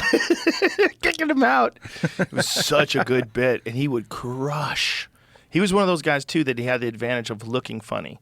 Because he was just such a round, big, smiley, jolly, fat guy that, like, you smiled when you saw him. Like, this guy's going to be fun. He's the most generous guy I ever met. Really? I had 2 kids living in Minnesota, and he goes, I like you, so I'm going to match what the club pays you, and I'm going to pay for part of your plane ticket. Oh, that's and nice. I don't think I wouldn't have been able to keep doing comedy without him. Oh, that's very sweet. And now if you look up that Chinese bit, they've cut, you know how for clips you have to cut laughter? Mm-hmm. He just looks really racist. Because they've cut all the laughter out. Oh, no. So it's just him like doing the accent. Why they cut the laughter out? I think to make it the right time or something. Oh, I don't know, God, but it's don't brutal. Do that. It's fucking don't brutal. do that. Oh, no. Because that bit used to kill. Oh, my God, did it kill. Yeah, I saw him do that bit in Boston. I was like, oh, my God, he's a monster. And when you see something like that when you're, 21, you've been doing comedy for 4 months, you're like, what? Yeah. But there were so many guys like that in Boston at that time that were just murderers. They were so fast-paced, and their punchlines would be bang, bang, bang. They had so much energy on stage. Like, it was a crazy time. Well, like you were saying, you have to in Boston because people don't want that downtime. Yeah, well, I think that's the case with all cold environments. All like I said, New York was a lot like that. Places where people are fucking dealing with some shit. They don't have time for your nonsense. Yep. You can't be out there. Although you can do a lot of that now in New York. You can get away with a lot of nonsense in the right rooms. Yeah, I think so. so. They want nonsense. Yeah, they want you to sit and pontificate for a minute before you actually say something else. Yeah, they want you to put social justice ahead of your laughter. I have to do that? Like, what if I just tell jokes? What if I just say things I think are funny? Is that okay too? Do I have to mean what I'm saying? Yeah, instead, how about don't laugh when you don't think it's funny? Yeah. Don't throw a fit. Just don't laugh, and Yeah. I'll know. And Also, then laugh when it is. Some guys have to find their audience, and then once they find their audience, then the people go for them for that kind of comedy. Like that was the case with Mitch Hedberg. That's the case right now with William Montgomery. Like William Montgomery, I don't know if you know him. Oh, can I tell you? Yeah. I did Kill Tony last night for the first time. I didn't know anything about this guy, and he just fucking screamed in my face. I thought he was going to punch me in the face. So I'm sitting there watching this guy, and I'm just like, there's cameras on me. What happens if he hits me? I'm just going to have to sit here. So you thought he was a real maniac? Oh, I thought he was insane. Oh, he's so funny. When you see him do stand-up, you get it. Like when you see when people become a fan of his, because he's got a huge following now because of Kill Tony, and then when you go see him live, like the Black Keys came and they did my podcast, and they were going to come to the club afterwards, and they said, dude, can William Montgomery come? Is he going to be on stage? I go, I'll make sure he's there. Oh, wow. I'll call him up. So he wasn't even scheduled to be on the show. I called him up. I go, William, Black Keys want to see you. So he went up there with like full confidence in front of a crowd who knew who he was, and he fucking murders. But I used to see him years ago, and people just didn't know what to make of him. Yeah. He was just starting out, and he was so crazy. He seemed so unhinged. But then off stage, like, super nice guy. Like, hey, man, yeah. Did you meet him off stage? Yeah, he came hey, man, over. Nice to meet you. And I was like, are you fucking with me right now? Because I go, you're screaming at me in there, and now you're like the nicest person. He's a sweetheart. Super, super, super nice guy. Yeah, he seemed to be nice. But that's the kind of guy that has to find his audience. Yeah, you know? and you mentioned Hedberg. I mean, you watched the old clips? He used to eat shit, man. He ate shit a lot. There was a famous story about a club that booked him and the guy before him was like this really high energy guy. I think the guy actually did like a backflip on stage, like something nutty, like to close his set out, and like super high energy. That was the middle act. And it was like all that hack bullshit. And then Hedberg went on after him. It was bombing. And so he got fucked over. Or like they gave him the middle pay, even though he's headlining. And they made the other guy headline. And he's like, I got a contract. They're like, fuck you, you bombed. It was like it was like a war with other comedians. Stanhope chimed in. There was like a lot of shit going on. But that was a guy that once people knew what they would go to see him, and he would murder. Yeah. All non sequiturs, which always killed me. Yeah. It's like I was like, how does he even remember all of them? No shit. I started in Minneapolis. Turns out heroin. Yeah, yeah. It's fucking really good at helping you remember everything, I guess. I started in Minneapolis, went to Grand Forks, North Dakota, to do audition for this house MC spot. And Hedberg, it was right after he did Montreal and got his big deal. So I got to watch him the first time he's coming off that deal, confident in his prime. I mean, nobody killed harder. He was so good. But he was also so unique, and you wanted to see that kind of comedy from him. You know, like he put you into this mindset. Like, someone asked me if I wanted a frozen banana. I said no, but I want a regular banana later, so yes. Yeah. Yeah. It was just such a weird cadence. Just such a silly, unique cadence. But had to find his audience. Yeah, and you knew when he was in town a couple weeks before you, because all the young guys in that town would be laughing like him, talking like him a little bit. Oh, yeah. David tells the worst with that. Yeah. People start talking like a towel. Like, it becomes so contagious because he's so good and he's so infectious. Like, it's like whatever he's doing is like you're infected with his cadence, his timing, especially when you're young. Yeah, when you're starting out. Hedberg got so famous, and I was so young and impressionable that we were out eating one time, and he has a joke about, you know what my friend said? You know what I like? Mashed potatoes. Come on, man, you got to give me time to guess. That was his joke. And I was the mashed potatoes guy, and I used it as a fucking intro because everybody knew who Hedberg was. So when I didn't have any credits, I was like, hey, I'm part of his act. Oh, that's it's hilarious. just ridiculous. That's hilarious. That's you. That's funny. Yeah. He's another one we lost. Yep. That's been a long time, too. Doesn't even seem like it. That's the one thing about losing comics is you can see them still online. You can watch them and all this shit, so they're kind of there forever. I see Norm clips every day. Yeah. Every day. Some new funny Norm clip. Yeah. I just saw a Norm clip when he was on SNL about Madonna having a baby, and he goes, Madonna just had a baby, 7 pounds, 6 ounces, which makes it the 4th largest object to pass through her vagina. He was just fucking fearless, man. Yeah, he was a wild fella. Such a fun guy. Yeah, and the way he died is pretty gangster. Had cancer, didn't tell anybody. Yep. Just went up to Canada to die. Yep. So, yeah. Yeah, going into the woods. Didn't tell anybody. Which is crazy. Even his best friends. Like, I'm friends with his literal best friend. Didn't know until it was over. Yeah. They were making plans. Making plans to really? do stuff, yeah. Well, I suppose he didn't know how long, probably. I guess, yeah. I believe he had pancreatic cancer, which is a really, really rough one. Is that the one he had? I have no idea. It kills a lot of people. I think they just found something with a protein that causes it. So they're talking like it's the big killer. And so they're talking maybe they figured one of them out. Yeah, I saw that. I hope that's true. Leukemia. Oh, it was Hicks. Hicks had pancreatic cancer. Yeah. That's a rough one. Yeah. He's another one. Imagine if that guy was still alive. I mean, he died. He was like 35, something like that. He was young. Yeah. And he had such a body of work. I don't even think he was 35. And you go see... and now I'm thinking about it, I think Hicks was like 32 or 33 when he died. That's unbelievable. I think about what I was doing 32? when I was 32. 32. Good God. Nuts. And it changed everybody's comedy.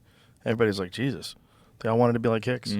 So much so that the back green room of the Punchline, Atlanta, Georgia, somebody wrote in the green room, quit trying to be Hicks. It's like, every time I'd go there, like, yes. So many people wanted to be like him. Even Richard Jenny said that to me. He saw him and he said, every time I see him, I'm like, God, I should be doing more stuff like that. Like, it was so profound for the time. Like, to have a guy talking like that, the way he's explaining things as well as making them funny, it was so different. But if you're Richard Jenny and you want to be in movies, being Bill Hicks isn't the way to get there. Nah, I mean, it's just that thing that hits you when you watch someone. You're like, fuck. Yeah. You know, that feeling like, God, I want to be doing that kind of stuff. Yeah.